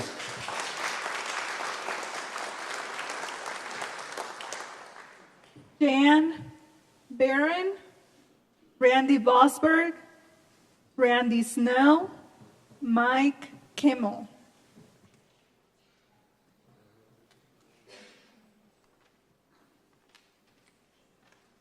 Welcome, sir. Mayor, Vice Mayor, Council, my name's Randy Bosberg. I live at 4800 Tuago Circle. I just have some questions or some observations on the ordinance. And the first thing I noticed on the ordinance, section 2, paragraph 2, you're talking, it states that the developer shall further provide at least 200 workforce units as part of the development. It then states that the workforce units may be located within or outside of the development within the corporate limits. Workforce units outside of development shall not count towards the total count of the development. Section 2, page 3, paragraph 18 states that the 2% rental surcharge is waived for workforce housing. So the wording leaves much to interpretation.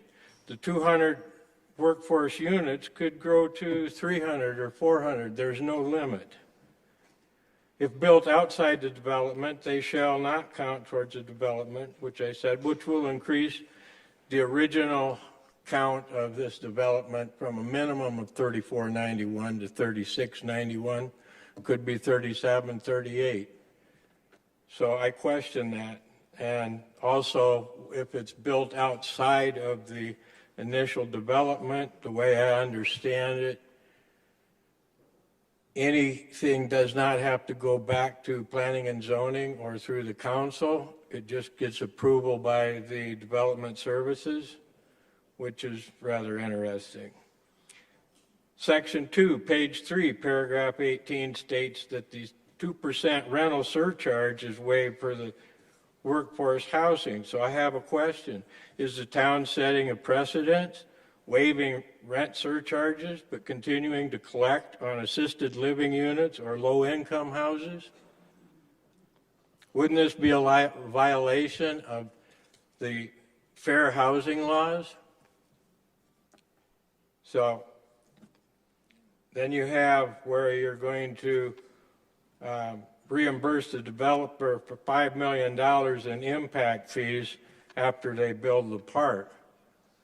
Wouldn't those impact fees be better suited to widen Lakeshore Drive like you're going to have to instead of using town funds? So that being said, I recommend or ask you to vote no on 650. Thank you. Thank you, sir.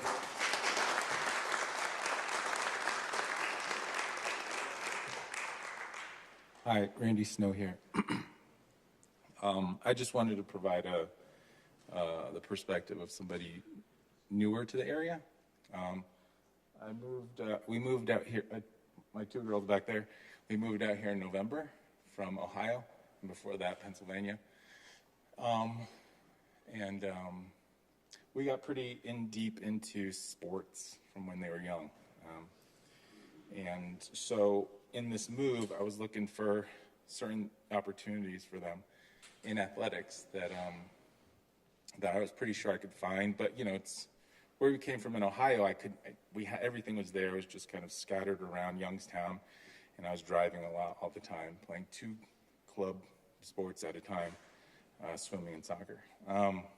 So we get here. We found a swim team right away. They swim at Yavapai, Prescott swim team, and then we joined the Yavapai Soccer Club when we get here, and I think we have what we have, and it's all closer than what we had, the situation we had in Ohio. But it wasn't ideal.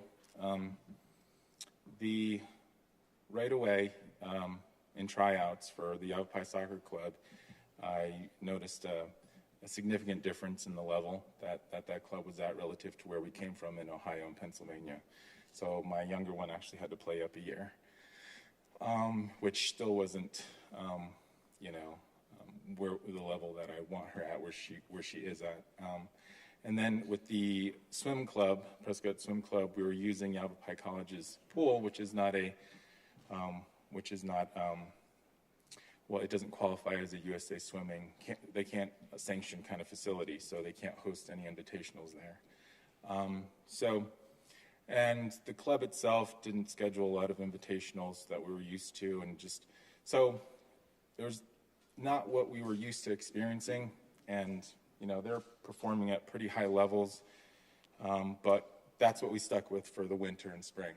And by March, my older one became two-time state champion in Arizona down in Tucson, Ore Valley, I think, or Orm Valley. So it worked out. It wasn't the experience. It's a very tiny team, we may do, and as she does. And anyways, we are still looking for those opportunities, and I think you guys need to develop those facilities for the young families that have, because I've seen the talent that's here, and you guys could be competing at a state level. Like, just build it for them. That's all. Thank you, sir.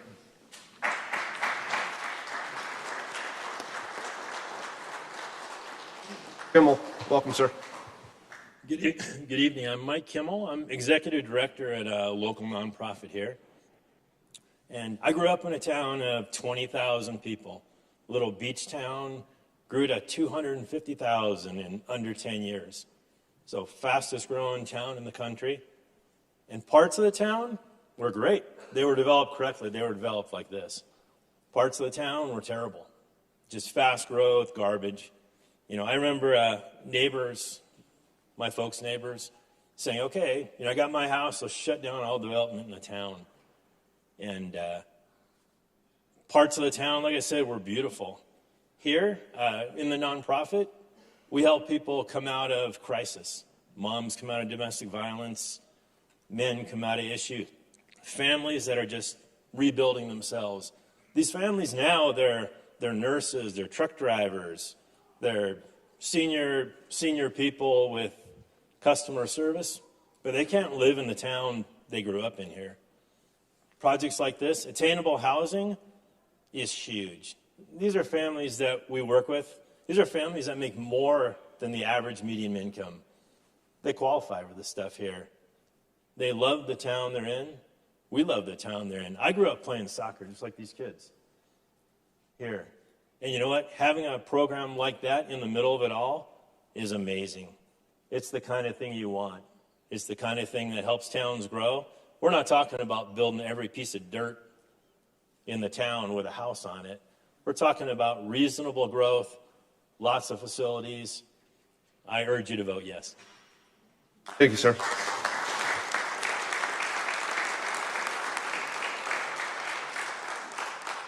Clerk? Bert Hunt, Tim Reynolds, Scarlett Pike, and Julie Strovas. Welcome, gentlemen.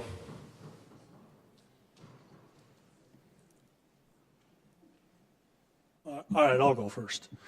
So I'm one of those people who spent hundreds of hours, walked hundreds of miles.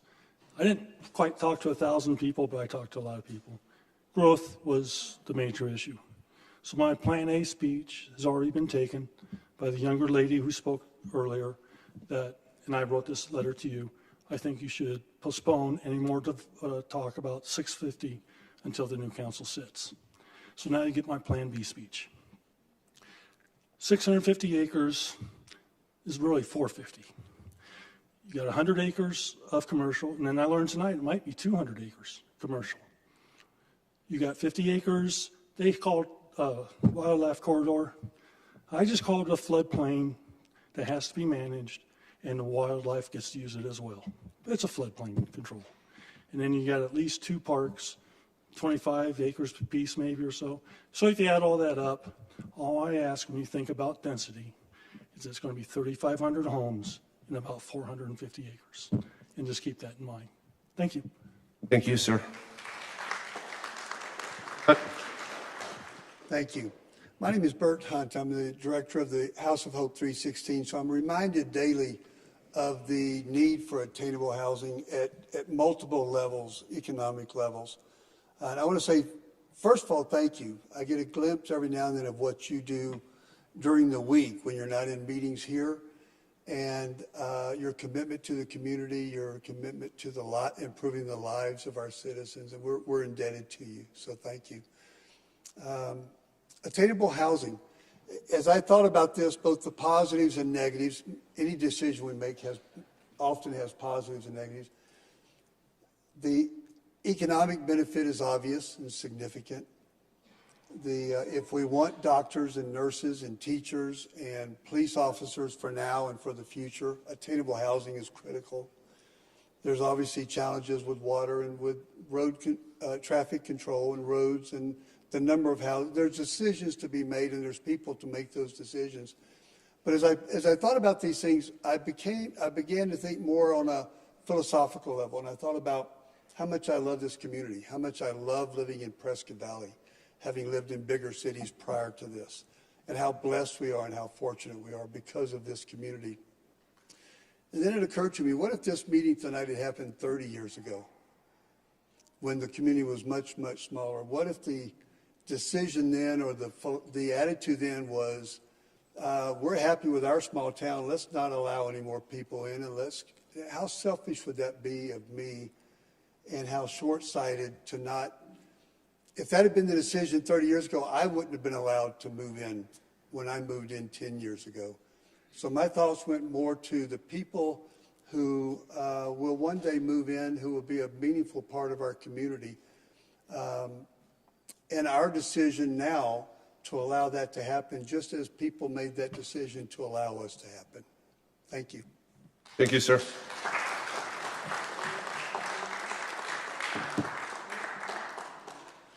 Hello, my name is Scarlett Pike. I'm a citizen here in Prescott Valley. One thing I love about this place is how wide open and rural it is. I've lived in Mesa before. I grew up in the Bay Area of California, and I don't want to see stack and pack brought here, to be honest. And I've talked to some other people as young as 9, as old as 65, and they've all agreed. None of them want to see 3,500 more apartments or more housing. If it was all houses, that would be good. It would look wide open. But since we're talking about dense apartments, I feel like it would change the character of the community. We would no longer have the tight-knit community we have. It's only possible because we have a smaller group. And I don't think it's selfish for the people who came here for a certain reason, for the flavor that Prescott Valley is now, to want to keep that flavor, to want to keep the wildlife, not just 50 acres, but there's a lot of wildlife around here. It's beautiful. And my daughter told me, if you want 1 million apartments, move to Phoenix. Thank you. Welcome, ma'am. Thank you, Mayor and Council. I'm Julie Strovis from Prescott Valley, and I'm actually going to read a statement from Sharon Tooley, another Prescott Valley resident who could not be here. But I also will give my agreement to her statement. She says, first of all, I want to say I appreciate what the council has done after inheriting deferred infrastructure maintenance and construction from former leadership. You have shown good governance by growing a depleted general fund to $63 million and are now able to address long neglected infrastructure issues. We have 0 east-west arterial roads, excuse me, and much of our infrastructure could use attention. Thank you. Many people are informed and recognize your hard work to meet the needs of our community. I am thrilled CWAG reached out to this town council and feel we couldn't have better counsel in addressing our water concerns in the future. There will always be those who will refuse to address the hard work you have begun and are continuing to do. The reasons for their negativity and seemingly purposeful omission of those clear facts are self-serving, in my opinion, not community-serving. I am 100% behind the Lakeshore 650 development and hope you agree with the Planning and Zoning Commission recommendation to approve this annexation. Lakeshore 650 is clearly a giant step in the right direction for the betterment of Prescott Valley. The involvement of CWAG in this project would make Lakeshore 650 the first water-neutral development working to recharge our aquifer in the region. CWAG states that there is no reasonable or legal way to stop development, but what we do build should address our water concerns, etc., as completely as possible. CWAG would like to use Lakeshore 650 as a model for water-neutral development to educate other towns and cities in Arizona. Your hard work to address our water concerns as a town are complemented by the Lakeshore 650 project. I believe the work to be proposed by Lakeshore 650 for Lakeshore Drive will address many infrastructure concerns. As well, Lakeshore 650 will take nearly 30 years to develop, so any significant impact on our infrastructure wouldn't be for a long time. In the interim, infrastructure work and more will be addressed. Some want others to believe that the full future population of Lakeshore 650 will be an immediate concern and and the sky is falling message meant to scare residents.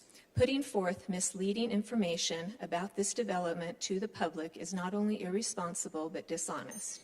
We need to stick to reality. The 25-acre park that will be built for the public, the land donated for a wildlife corridor, as well as the donation of land for a new fire station are things we would not be seeing from any other developer, but only one like Fane's Signature Group, who has a long-term generational love for our Prescott Valley and our people. Please approve this annexation.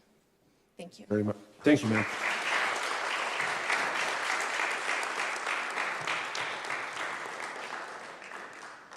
Clerk? Okay, so Stephen Wood here. Stephen Wood? Stephen Wood. Okay. Mike Schaefer. Not here. Richard Krug. Richard? Not here. Jan Barron. Not here. Elijah Snyder. Tom Steele. Jean Emery. And Scott Freitag. Looks like we got Elijah and Mr. Steele coming up. Good evening, Council. My name is Elijah. I live on Karen Circle. I came to Prescott Valley in 1995 as a toddler, and I grew up most of my life here. I remember when my mother would drive me to elementary school down Glassford Hill past the Antelope in big, empty fields. I want to say how unequivocally grateful I am that Prescott Valley did not stay that way. It's no secret that this is a retirement community, but I want to highlight the critical nature of the construction industry to our local economy. For those of us who are not retired, including the many children here this evening, new construction is our primary source of jobs, entrepreneurial opportunity, and most importantly, adequate housing supply. Every new home erected in this community requires involvement from between 8 to 20 local businesses just to get built. But over the following years, the people who live in these homes patronize hundreds of local businesses to meet their needs and service their properties. Many of the customers that allow me and my 20 employees to feed our families and build careers live in relatively recent developments. When we see new houses going up, it doesn't even occur to us to complain. We're grateful for the opportunity to build a career right here in our hometown instead of being forced out by artificially restricted housing conditions. I want to say that the anti-growth political activists do not represent the working class of this community.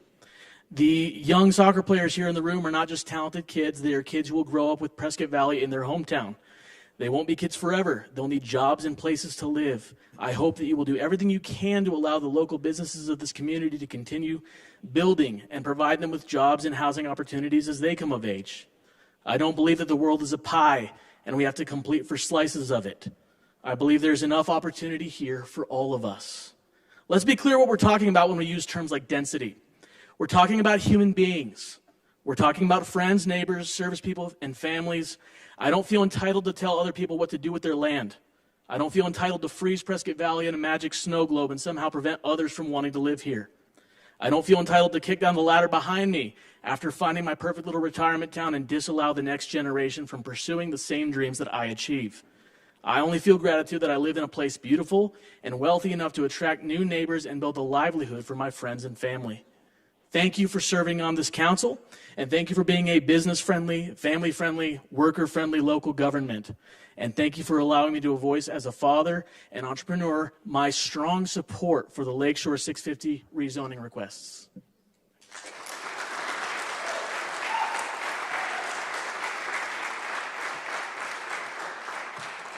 Mr. Steele. Mayor, council, senior staff, first thing I have to say is you don't have to grow or die. It's been proven that only three groups benefit from growth: the landowner, the developer, and government. The cost goes up for the homeowners. And two, we don't have the water. I've drawn facts from the state water department as well as from the town, and the water we are getting from Mother Nature has gone down 28% since 2000. Prescott Valley has doubled in size between 2000 and 2022. You know that the water is gone because you are now approving developments by giving them credits or selling them credits for sewage water that we are putting back into the ground. Now that right there is something that should never be considered for the future of the existing population that's here. July 30th, we had an election. The growing discomfort of people have in this town who came here for a quality of life that they saw, an open space, not just floodplains, which is what the Fanes have offered for open space for this new development. It's all federally mandated floodplain area, so there's no gift involved there. And I encourage you, because of this last election, we've elected a majority of 4 people without challenge or having to go on to a runoff in November, that you bypassed the voting on this issue tonight, and you go into an aspect where you tell them that this is tabled until such time as the new majority of the council can take their seats and put it before them, because they represent the people of Prescott Valley. Thank you.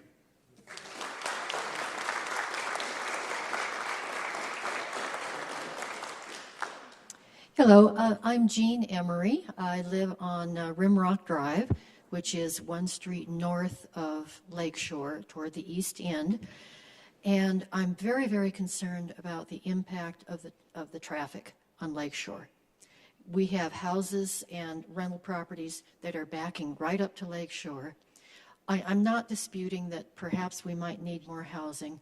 The reason I moved here was for the open space and the rural nature. I see nothing rural about housing or apartment complexes out there. If you put apartments and commercial out there, that is going to just decimate Lakeshore Drive. The traffic is going to be horrendous. And I ask you to please consider the quality of life of the existing residents here when you do something. Yes, a soccer field and some of those amenities might be very nice, but please take a look at the impact again on the traffic and what it's going to do. And may I ask you a question also to consider? I have not researched this. What is the amount of space, pardon me, that the antelope do need to sustain themselves through there? Has anybody looked into that? That would be a great service. Somebody's got to speak up for the wildlife as well. Again, I just ask you, I know that the housing is probably a gone conclusion, but please keep the density low and keep it rural looking. That's my main request. And commercial and apartments are not rural looking at all. Anyway, I please leave this in your hands, and please consider the existing residents when you vote on this. Again, this is probably a question for you. If you approve it, can you, along the way, approve what's going on? In other words, if you approve it tonight, I'm asking a question, is it carte blanche for the existing proposal, or are you going to have some say-so as it goes along so it doesn't get out of hand? That's just a question I'd like somebody to address, and I thank you very much for listening to me. Thank you very much, ma'am. Chief Freitag. Mayor, Council, Scott Freitag, Fire Chief, Central Arizona Fire and Medical Authority. Thank you for allowing me to speak this evening.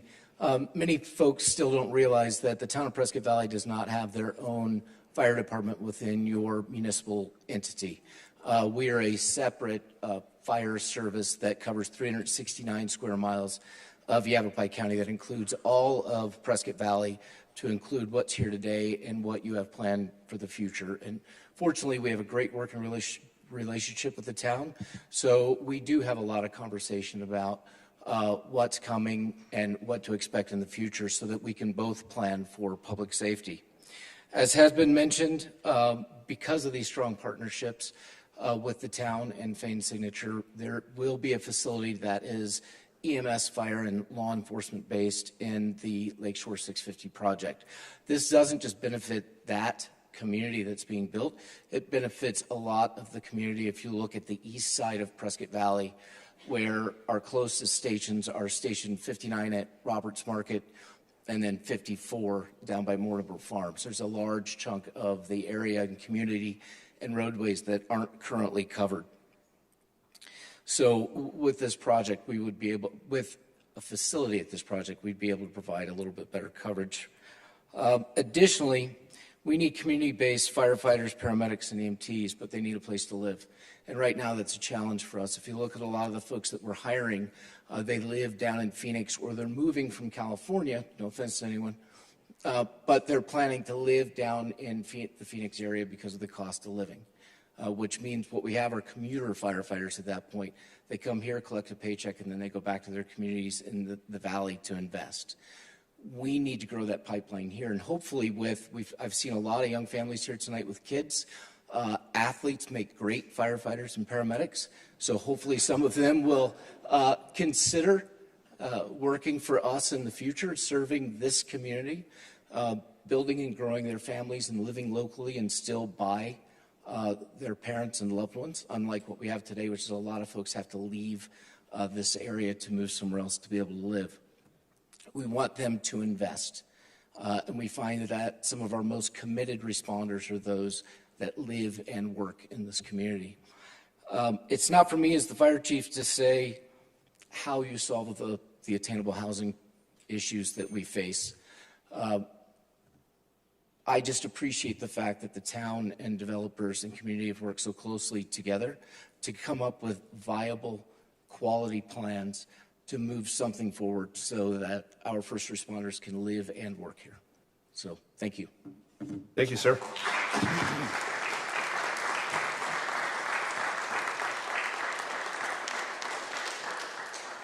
Last but not least, Casey Files.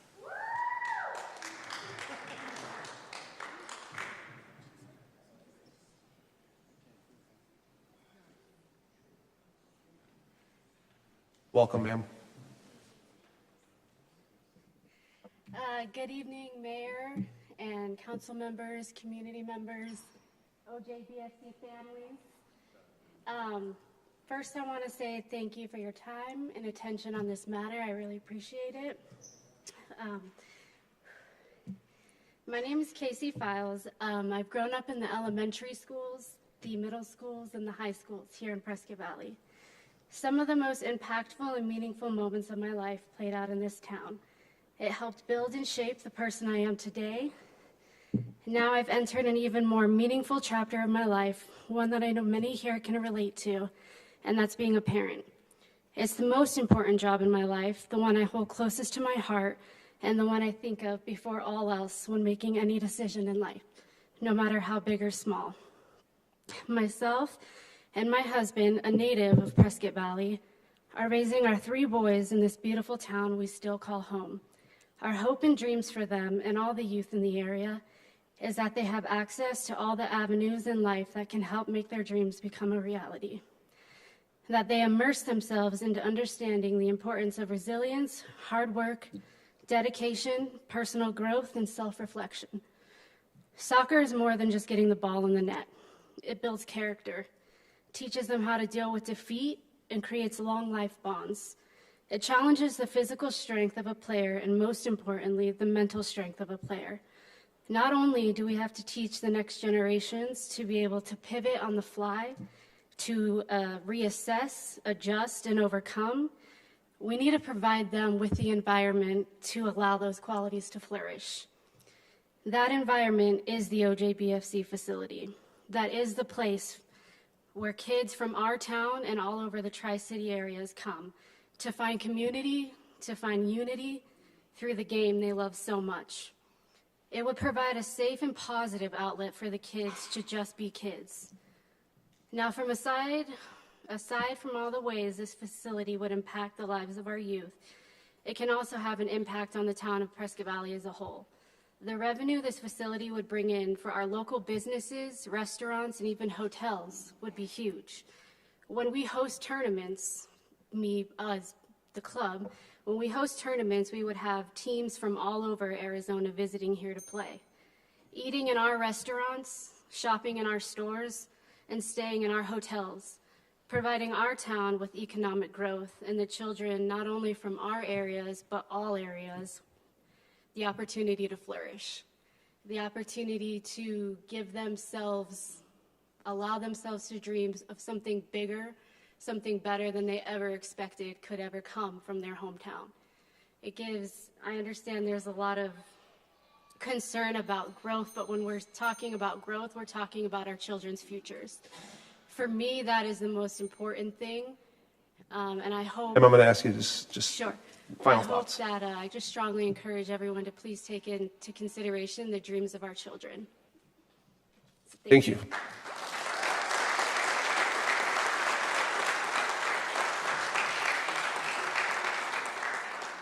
Clerk, any? No one else, Mayor. All right, with that being said, I will close the public hearing. Mr. Lawley, if you'd like. I think we'll just get into council comments and questions, and we'll go from there, and if there's anything you want to add as well. Thank you, Mayor and Council. I may just defer to questions, if that's okay. I mean, a lot was said. I do have a couple clarifications in terms of sort of the CFD and stuff like that I can talk about, but I'd prefer to hear from you. Great. I'll start off. Sir, just for clarification, and I'm not sure if I missed it, am I correct to state that tonight we are not voting, the 3 votes have nothing to do with the CFD? Correct, Mayor. There's reference to a potential CFD in some of the documents, and I think people read that as that was on board tonight, and it's absolutely not. A CFD, a Community Facilities District, is a separate taxing district. This body will have a public hearing, and this body will evaluate the pros and cons of it. The public can give input, and they will vote on it. You will vote on it, this body. So that's not before you tonight. Okay. The questions are going to kind of jump around a little bit here, but wildlife corridor, and I'm not familiar with many master plan communities in at least this region that have a master, or at least a wildlife corridor built in. Is that safe to say? Mayor and council members, it's not. When it was referenced to us, and we reached out to probably one of the preeminent fish and wildlife experts who lives in this community, who worked for Game and Fish for almost 40 years, still lives in this community. He said, we tried to get Anthem back in the day to do it, and they said no. We've tried to work, Game and Fish, have tried to educate master developers all over the state, and you're one of the very first who have sort of brought this to us as hey, we're thinking about doing it, instead of us having to come to you.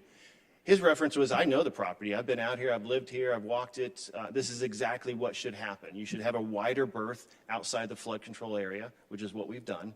and created a corridor down the river and the washes. And so, just a point of clarification, I'm also representing a large master plan down in the valley, Buckeye. It's 38,000 acres. It's the largest master plan in the state. It was designed and entitled in 2002. They're just now starting to consider something like this. And so I think this is groundbreaking, in fact. And I believe that, I think council received it, am I correct? Clerk, it was from Arizona Game and Fish Assistant Director, is that safe to say who that was from? Mr. Mayor, yes, I distributed that to council. That's what we received, okay.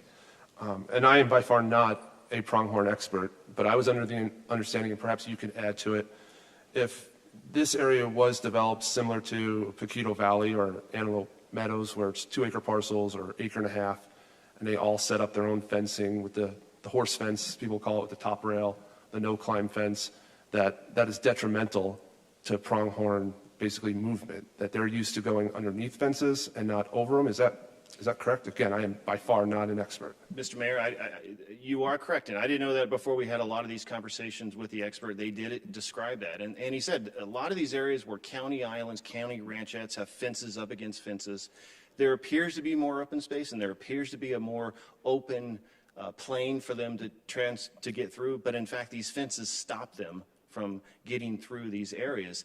This set-aside dedicated corridor is what they need and what they're used to along the riverbanks. If we have large ranchettes, low density, it's not any better for them. It's actually worse. Okay.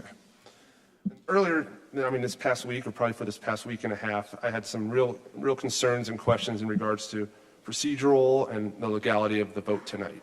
As we've heard, we recently had an election. I went back and forth with staff on what that really looks like for this evening.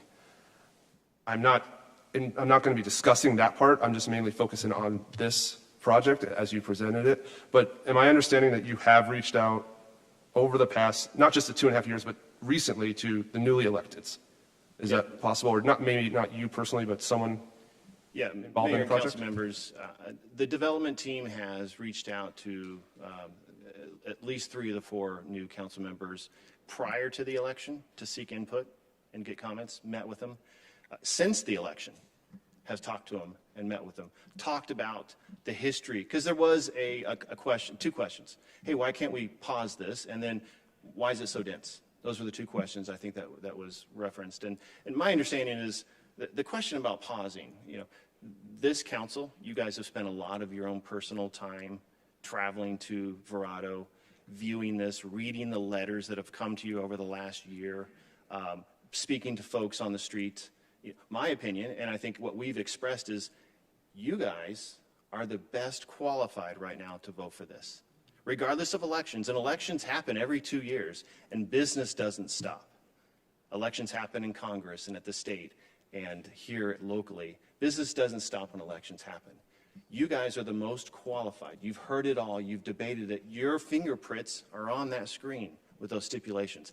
I believe you're the best qualified. Delaying it for another 6 or 8 months, I think it's unfair to you. I'll be honest with you. Personally, I think it's unfair to you to say you shouldn't make a vote because you guys have invested your time. Secondly, the density question. And I think a lot of people say, wow, 3,500 units, that's a lot. Feels like a lot on 650 acres. Well, if you really boil it down to what the 3,500 units are account for, when you look next to the employment corridor, we're going to have multifamily there. There may be 200 units on 30 acres. There's not going to be massive density across the entire. Donna showed you an exhibit where we're having transitional density from a freeway to single family, and that's exactly how it will work. So yeah, there is density, but it's going to transition to away from existing residential to the employment core along a freeway. Fain is a freeway. Fain Road is a freeway, for lack of better words. And in reality, in order to provide some of the amenities that we've talked about tonight, setting aside a lot of different properties for a lot of different uses, committing to 100 acres of commercial, the infrastructure that's required to serve all of those is a huge, huge lift. And so you have to have density. You have to have intensity to make all that infrastructure work. You can't just extend very expensive infrastructure out there and then build a rural community. You know, I don't think this was identified by the voters in the general plan as a rural development area. This was the next urban development area. It has 2 roads next to it. This density makes sense here. It may not feel like it today because you drive by and you see open fields, but the general plan, which is a forward-looking document, always anticipated density here. And I think you heard a lot tonight about the future. A lot of people here tonight are younger families, business owners. Planning documents, general plans, zonings are thinking about the future. And I think what we've provided you here tonight is a density that will accommodate the next 30 years future, not the past, but the future of Prescott Valley. Thank you, sir. I will take a break from questions, and I'll ask council. Does anyone have any comments or questions at this time? Vice Mayor. I always like to be transparent and let the residents know what happened to get to this point. So I had a meeting with Ron and Brad Fain on June 26th. And on August 2nd, I went to the Buckeye community of Verrado and toured for about 5 hours. And then that afternoon, Mr. Lully, I met with you and presented in both meetings what I thought this project needed in order for the residents to benefit from the project, because that's the whole idea of a developer agreement, is that the developer may get something and the residents get something. And in my opinion, the residents need to get a lot. And so I'm going to talk along those lines. I want to thank you, Ms. Mata, for reminding me about my comments. I remember that day well. I remember saying that I supported the annexation because I didn't want this land to be in the county because it's landlocked with 89A and Fain. And I remember at that time saying that I thought that it seemed like an awful lot of units. And at that time, what you see up on the screen was not even on paper yet. So, thank you. And during the campaign, I said over and over again that I was probably the Fain's least favorite council member on this dais. And I think probably over the last 11 days, that is more true than it ever has been. Because, Mr. Lally, when you talked about pushed on, I don't want residents to think that this whole thing was our staff's idea to make you do this, because I sat with you for a long time. I sat with staff for a long time, and I sat with our town attorney for a long time and told them what I thought this project needed to make it a little bit better for the residents. So that's what's happened over the last 11 days on my calendar. So along those lines, the density, when I do the math, is about 5 units per acre. Transfer of density, that's the whole idea of a master plan. And the map that Donna showed from yellow to orange about the density. One thing that I really wanted to have, and Mr. Reynolds, you told me early on that your daughter and son-in-law needed a place to live because there wasn't enough attainable housing in this town. And I was very passionate about our attainable housing study that we did and presented to council. And so when we sat together over the last 11 days, I said I needed attainable housing. And number 2 on here says that this community is going to get 275 units on site of attainable housing between 80 and 120% of AGI. And so what that means, that 80 to 120% means teachers that make about $65,000 a year. Am I correct? About $65,000 a year. To firefighters and police officers and nurses. Those are the people that are between the 80 and the 120% in this community. And those are not necessarily going to be apartments in this project. They're going to be a product of Southwest Homes, which if you were at one of our meetings, we approved a showroom for them. And it's actually factory-built homes. And a thing called Zenny homes, which are smaller homes, but that's what a lot of our kids want now. They don't want large homes with landscaping and all of that stuff that they have to take care of. So it's a market right now. And then I told them when I met with them that there were people that make $35,000 to $38,000 to $40,000 to $50,000 in this community that also needed a place to live, and we don't have housing for them right now. And your town council can't control interest rates, we can't control the price of land, and we can't control the price of material. So our hands are tied. So that 50 to 80% are people that work in construction and people that serve you in Walmart and serve you in restaurants.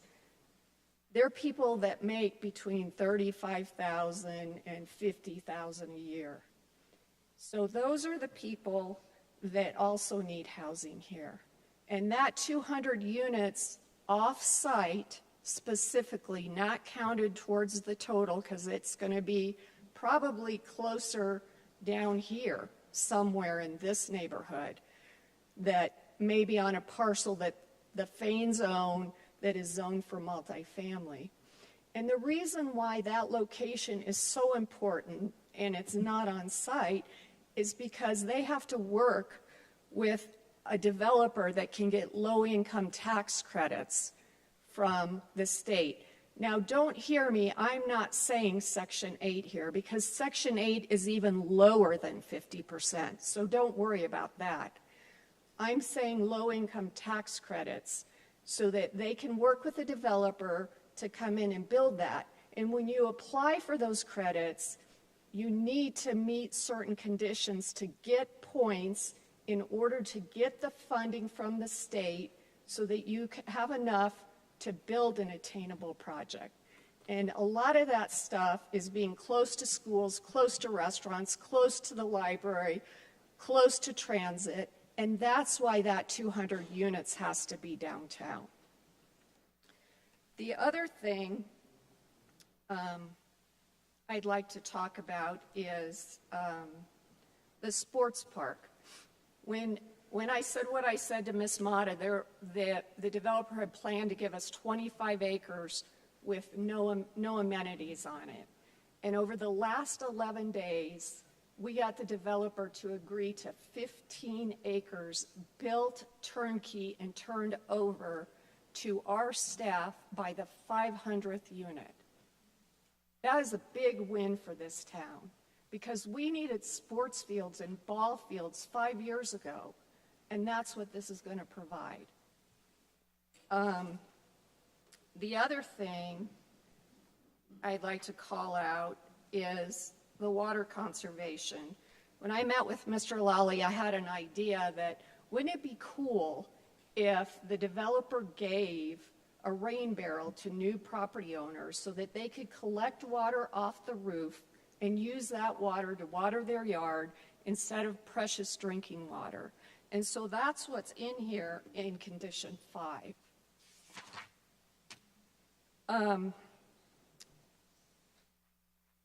The other thing that I'd like to call out is condition number 17. And that is a commitment, a voluntary commitment by this developer to provide $500 per door, per single-family housing door, to the school district, and $250 per single-family door for multifamily. That's probably going to be about $1 million for our Humboldt Unified School District for maintenance of their buildings and technology and everything that we need in order to attract more doctors and more higher paying jobs here, because that's what those look for when they look at a community. And I have to defend condition number 18, because this was my idea too, where it says, except the designated attainable and workforce housing won't have to pay that 2%. Because if we add that 2% onto those units, it's going to make them even higher and more expensive. And so that 2% is not going to be part of those units. And I would like to change 2 conditions, which I've let staff know about, just for clarity, and then I'll be done. It is condition, open space condition under 6, open space B, where it says the amenities. And I would like to add in there that the clubhouses total at least 15,000 square feet, which is about 3 clubhouses. And that's something we talked to and I think you agreed to. Ms. Mayor and Vice Mayor, yeah, we did talk about it. I went back to our development team to see, what is their plan. I think what I indicated to you is that they don't have it all programmed out yet, but I told them you had my arm behind my back and that we better consider this. So we understand the... Thank you. And then the other thing I'd like to see is where number 7, where it says master development plan, developer shall provide a minimum of 100 feet perimeter buffer adjacent to existing residential uses. So existing residential uses will be 100 foot, there'll be 100 foot setback to the new units.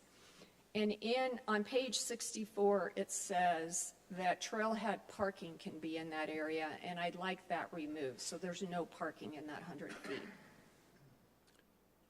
I think you agreed to that as well today. Madam Vice Mayor, yeah, we did discuss it, and we agreed that we would add that. Finally, I would like to call your attention to number 10, where it says developers shall provide an integral network of trails, pedestrian paths, and sidewalks throughout. So when we were at Verado, of everything I saw, and it's a really nice community, my favorite thing I saw, well, 2 favorite things were, number 1, the way the sidewalks were, where it was a concrete sidewalk on one side and a multi-use path on the other. But on page 77 in your document, on some sides of the road it says no sidewalk. So I want that to reflect that at a minimum it'll be a sidewalk and a multi-use path. Madam Vice Mayor, and I think stipulation 16 that exists here today, which requires us to work with the town and to try to create a Verado-esque type cross-section on our streets to be approved by them. I think that, in fact, would supersede. And I will tell you, it was left in there because that was a December document and that hadn't been changed. But since you took the tour at Verado and crafted a stipulation that kind of speaks to that, right. I think the stipulation is something that would supersede and we would follow that. Okay, well, I wanted that on the record. And then finally, I have 2 finally, sorry. On condition 12, where it talks about the 2.5 acre fire station, I just want to remind the developer and the development team, because I did confirm this with staff, that at each phase, and there's going to be, 12 phases maybe? I think, about 12 phases. At each phase, and this answers that one lady's question right here in the front. At each phase, a development comes in and it's reviewed and it's transmitted to all of the reviewing agencies.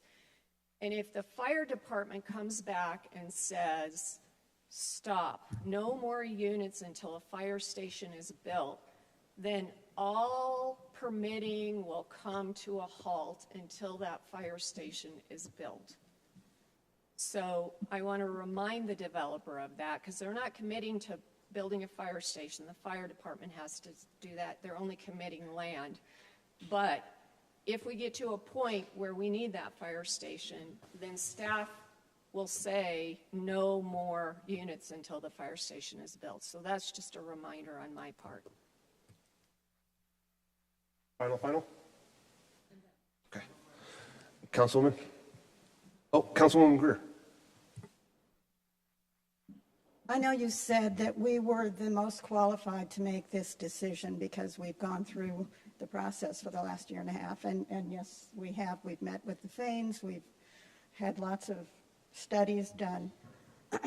But this has been such a contentious project for the town. We have had, obviously, enough people unhappy that we lost two extremely valuable members of our council over this issue. Is there really a reason that we can't postpone this till we have the new council and you have 6 months to bring them up to speed? Mayor and Councilwoman, a couple thoughts. I do reiterate that I think that this group is the best qualified. I really do. Secondly, I will talk about process a little bit. Process is, you have 3 items in front of you tonight. You have an annexation, you have a pre-annexation development agreement, an annexation, and a zoning case. The annexation has a clock on it, you know, so we're under the clock to get that done within a year. We filed that, you know, almost a year ago, and so there is a risk here that potentially we would be starting over some of these processes if there was a significant delay, like you said. I believe you're qualified. I really do. I think, and again, I will reiterate, elections happen all the time. Business doesn't stop. But we also have a clock that's ticking on this process, which is maybe a little bit more unique. Some cases don't have that because we spent so much time working with staff through the entire process that we kind of ran the clock out on the annexation. And so my urgency is really because we don't want to start off over with some of these processes. So we would urge action tonight, and I understand that there's some concern about the election. I will remind, we did 2 planning commission hearings. That's pretty unique. And we took our time through the entire process to make sure that everybody was involved. And I got to tell you, the last 11 days, you know, we went from 10 steps to 18 steps just like that. And so there has been a lot of work done on this, and I would hate to throw all that away. Well, your last 11 days with our vice mayor is proof that she is a serious loss to us. Councilman Dickinson. Thank you. Thank you for your presentation. Thank you for all of you being here this evening. I know all of you are speaking from your hearts. I so appreciate the gentleman that spoke on representing the organization for soccer. I've been watching the Olympics and watching the soccer games, and my thoughts were just expanding as well in that direction, thinking about potential Olympians being from Prescott Valley and how exciting that would be. It has been something that I campaigned on 4 years ago. I met Randy Snow here recently within the last year. We had a very serious conversation about the opportunities that we are lacking in our community for kids to progress. And it was a pretty intense conversation that we had, and I took it to heart. I'm excited to finish up my 4 years accomplishing possibly this success of bringing something of this caliber to our community. I've spent a lot of time thinking about this, and as you indicated, over the last year and a half, we've had numerous meetings, etc. I've written something that I want to read. This is the way of the future. We either try to fight the next tidal wave about to hit us, or we work at managing and controlling it with a development such as what is being proposed today. When I moved here, there were 14,000 residents in Prescott Valley. Now there are over 50,000 people. Most of you in the audience here are in the 36,000 people that I have had to learn to live with. Without a doubt, there will be another 20,000 people move here in the next 25 to 30 years, the time that it will take to build out this development. We worried about water in the 90s, and there was and still is water to take a shower. And there will be water in the year 2055, when most of us will be gone.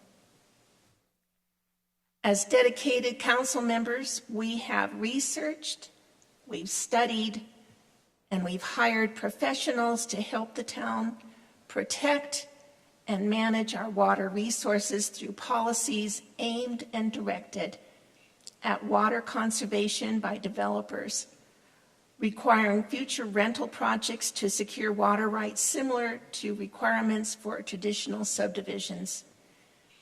In the Prescott Active Management area, we have introduced measures to capture and use runoff of our monsoon rains with innovative rainwater harvesting.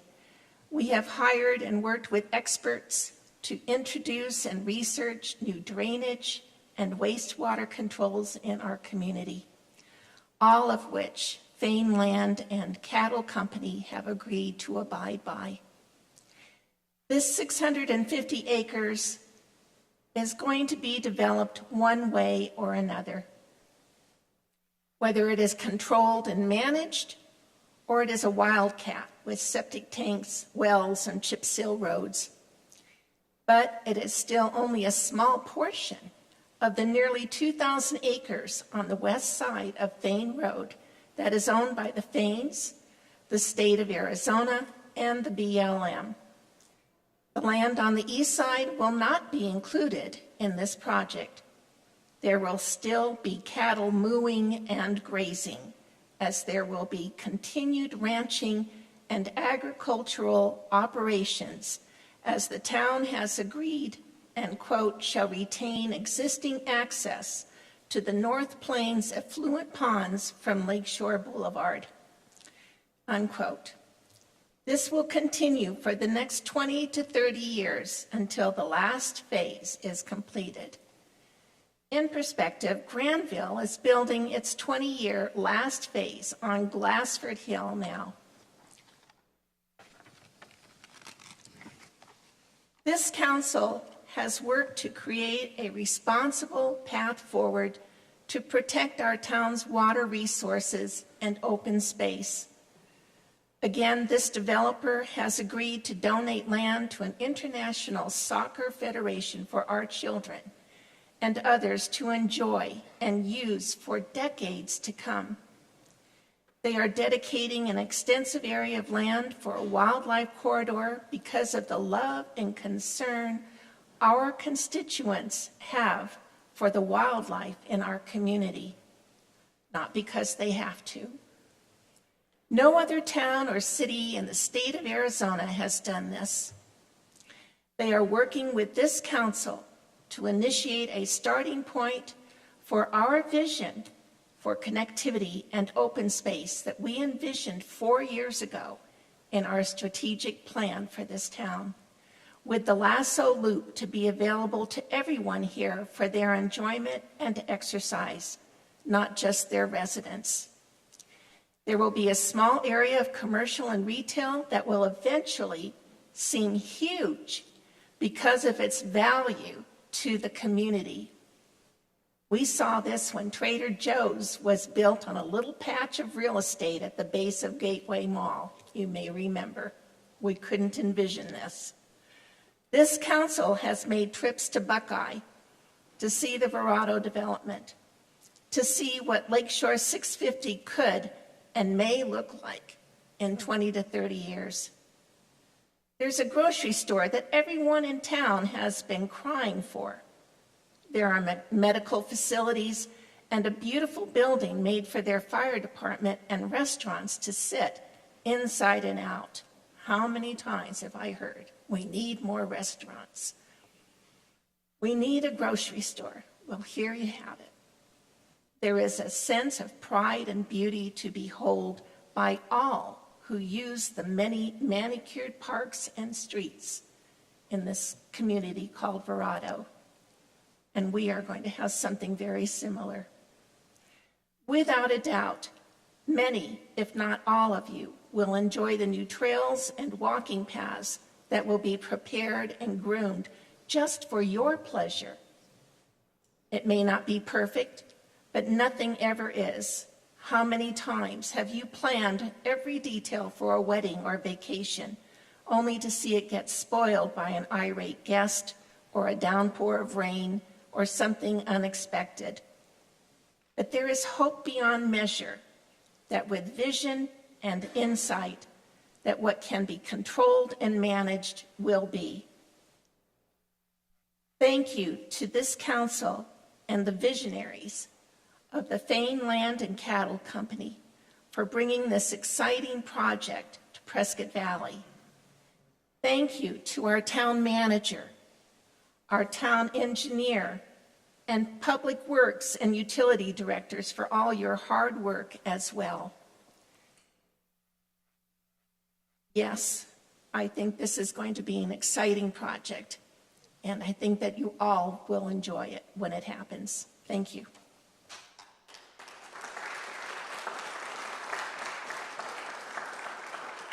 Councilwoman Schumacher. So I just have a few statements to say as well.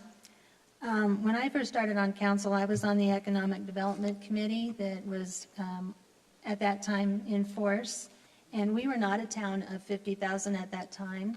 And one of the shocking things I had heard was that in 10 years, 75,000 people from across the nation of some scope want to move to this area. And they didn't say Chino Valley, they didn't say Prescott, they said specifically Prescott Valley. And that kind of like blew my mind. I don't know how to explain it, because that's more than the people we had then at that time. But it kind of catches on. When somebody likes something, they tell their friends about it, and then those people tell other people, and then that's how you end up with the larger population. Everybody understands that. I'm of an age where we had starter homes when we first moved away from home. When you went to college, you got married, you had a starter home. It wasn't your dream home, it was a starter home. But home ownership is still the American dream today. People want to own their home, have a dog in a backyard, raise their kids, and call a place home. We're not asking people who don't like this project to move to it. Stay where you're at, be happy where you're at. But let people who want to get involved into this project have a place to go. I've been in construction most of my life in different venues, and my big concern is ingress and egress. But I heard tonight that somebody said I was against this project, and I have never been against this project or the density because it's out of my scope of expertise. I'm not an engineer. I'm not an architect. I didn't design how houses were legally, structurally fit, but if you can look at a house and say, I have a dream, that's what the people who are doing a development have. They have a dream that they want to accomplish with their money, with their land, and they're taking the risk. So if you think about what a speculation house stands for, or a spec home, it stands for speculation, that you're about to build something that somebody's going to like enough to put their money against and buy. So we're not asking everybody to buy into this neighborhood, but this is giving people an opportunity who want to have home ownership to find that, what they're looking for. And then people in this area, on all across the nation, an average homeowner stays somewhere put for 7 years, and then they change and they move up or they move down or something happens and they go to another place. This isn't unique to our area. for not having enough housing. This is all across America. But if we're not preparing for it, you're going to end up with other issues along the way. When you're looking at building an entire neighborhood, you have to think about where does the electric line stop? Because I have to bring utilities in. Have you ever like costed out what it takes to bring in electric or water or sewer or a roadway? This roadway's there that they can actually use because it was designed and developed 25 years ago. Somebody had forethought to say, this is where it's going to need to go. And so bringing in utilities, bringing in everything to make this possible is an amazing venture. You're hiring so many people in their expertise. They've already invested so much in just designing what they think they want to build. And then to have somebody come in and say, oh, you can't do this or you can't do that, it kind of bothers me because we all have property rights when you own a home. You have the right to do what you want to do with your piece of property. So did anybody in here ever build a custom home? It's a lot of work. And you're hoping that what you're doing is correct, that it's something that you want to stay in. So hopefully most of us have bought into a neighborhood where somebody else has already had that dream and they already built it. And I don't know if you're first time person in that house and it's brand new, or if you're like the third owner because something's happened and the people before you have left. So to me, it's like seeing someone else's dream come to fruition is an it's an American dream. It's the things that we are all looking to try to do. I didn't really think how I wanted to say all of this. Yesterday, I was caught into one of the downpours as I was coming down Glassford Hill. And the water was running so fast down the road that it was coming up against the sidewalks and then trying to get into the sewer system. It was an amazing amount of water dropped right at one time. And I kept thinking, hallelujah, the aquifer is getting replenished. We don't have a dipstick to the aquifer. You can't just put it in there and say, this is how much water we need. We have great management. We have experts in their fields. We have engineers at the state level. We work with the people to accomplish what we need to do in order for us to all enjoy our homes. So it bothers me tonight that I was misquoted, but I'm not going to let that kind of alter my way of thinking. I'm happy where I'm at. This is why we bought in this area, and I hope everybody can find what they're looking for. And to say that it needs to stop or deferred for another year or another 3 years, that's ridiculous in my opinion. What's the point of having to make somebody do that? So I think we're all qualified because we have gone through all of this for many years, even longer when you're thinking about what other developments we can bring to our town. And we keep hearing how people don't want this. If you know what a footprint is, you look at how much space it takes up. And when you're looking from the sky and you're looking down, our entire community is very small compared to what it could have been. And when you're looking at this one project, it's already planned on how we could lay it out for the lay of the land. People who are upset about the pronghorn moving, they're going to move anyway. They're a wild animal. They're not going to want to stay right by somebody's house. They're where pronghorn, where every single person's house sits today. And if you would have stopped and said, I'm not going to have my house be built because there's wildlife there, I don't know what to comment on that. So that's all I had to say, but thank you very much. Thank you, ma'am. Councilwoman Leyva. Well, you are absolutely right about us sitting here being the most qualified council members and making a decision like this.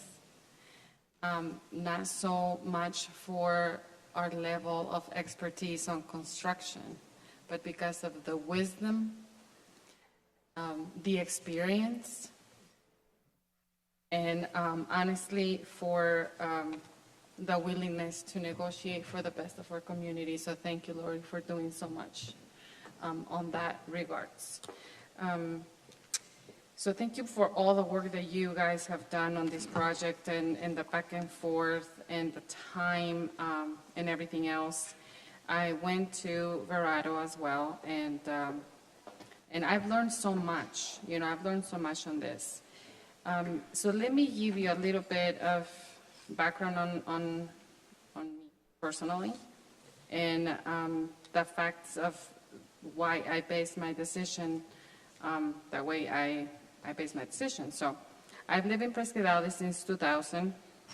I'm 42 years old. My kids are 19 and 17, and I own 3 businesses in town. I started the first one back in 2005. So I employ a lot of people. Some of my employees are younger, some of them are older, and about 70% of my clients are over 65 years old. So believe me when I say I have been exposed to different points of view. A lot of people in different stages of life. And we all are very happy here, and not only in Presque Valley, but in the Quad Cities. We're all happy here. Most people are very happy here. I'm very, very excited to see a project like Lakeshore 650, which, by the way, is a project that, as we all know, is going to take 25 to 30 years. And so it's exciting. Is designated on an area that is already planned to be developed in the PV general plan. So this project will ensure opportunities and resources, jobs and homes for everyone, regardless of age or financial state or background. Also, it will help create a more vibrant and supportive environment where everyone can participate and thrive. I'm personally very excited about the soccer field, to be honest, because of my kids and a lot of the people in my community that we all enjoy soccer so much. But we're going to have open spaces, parks, police and fire stations, retail, and more. So let me share with you a quick story about Diego Sanchez Beltran. So he's a 19-year-old kid from Chino Valley that my kids know personally. So he was trying, to be here tonight and speak in front of us, but, he's playing on the first division. He's playing professional soccer in Monterrey, Mexico. So he emphasized how crucial and beneficial a facility like the one proposed at Lakeshore 650 will be for our youth, and the opportunities for a lot of players to get the professional training here, literally in their backyard, how these can change their lives and their future. So I'm so excited about this. A sport complex like this is proposed to be built in the first phase, which is great. So creating a healthy society has to be put as a priority, having activities to cater for all ages. We are a very diverse community now. We just have to think of everyone, because we all have different goals, we all have different dreams, and we have to provide opportunity for capable of doing that. So thank you so much. Thank you, ma'am.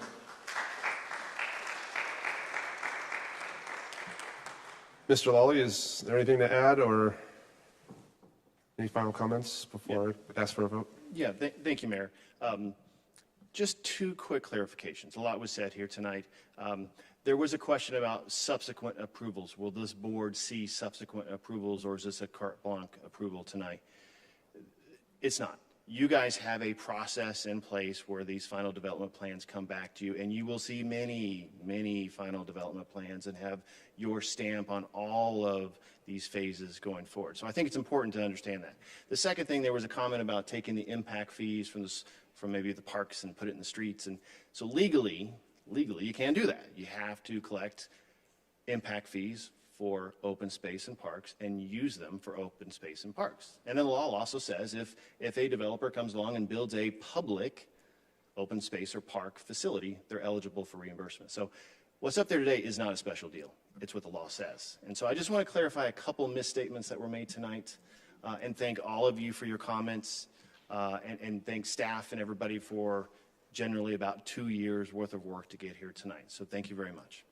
Thank you, sir. At this time, we'll go to 7C, pre-annexation development agreement. I'll entertain a motion.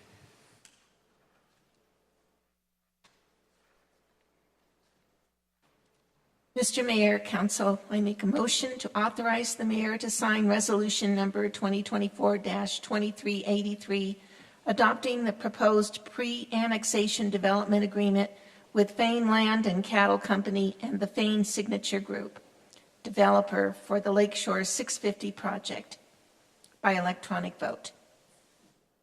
I second that. Clerk, please call the vote.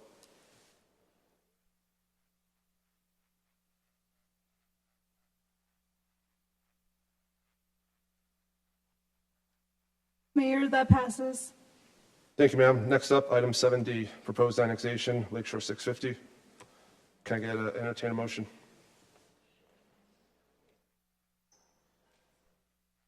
Mr. Mayor, Council, I make a motion to read ordinance number 2024-938, approving ANX 23-001 for the Lakeshore 650 project by title only on 2 separate occasions, then place the same on final passage by electronic vote.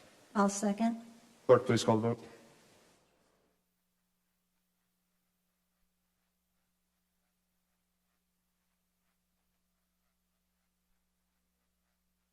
Mayor, that passes. Thank you, ma'am. Final up, item 7E. I'm sorry, may I read? I'm the sorry. motion? Ordinance number 2024-938.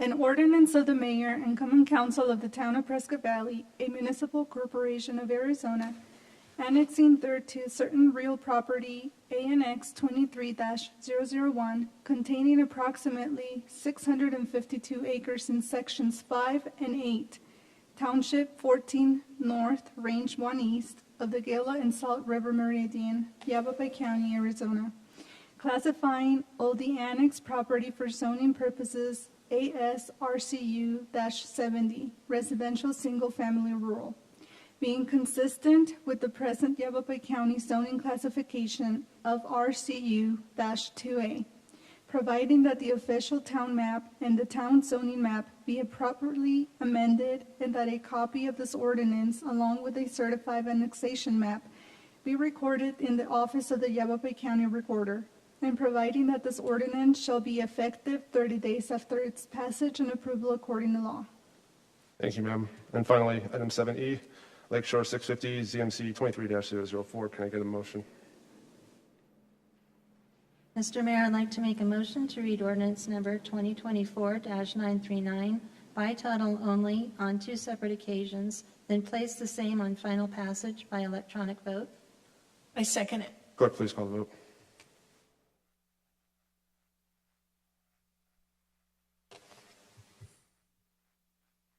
Mayor, that passes. Thank you, ma'am. May I read the ordinance? Yes, ma'am. Ordinance number 2024-939.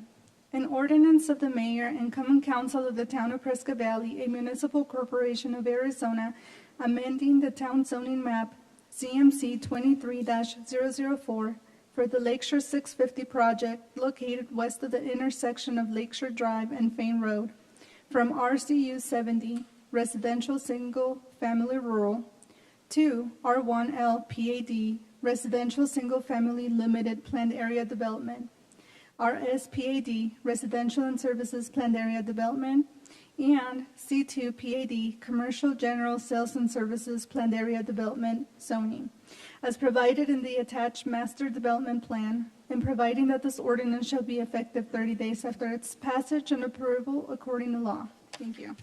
Thank you, ma'am. I believe our air conditioner might have turned off at 8 o'clock, so I apologize for that, folks, but we had no control over that. I'll entertain a motion. Thanks for coming out. Motion to adjourn, please. Mr. Mayor, I'd like to make a motion to adjourn. I second it. Clerk, please call the vote.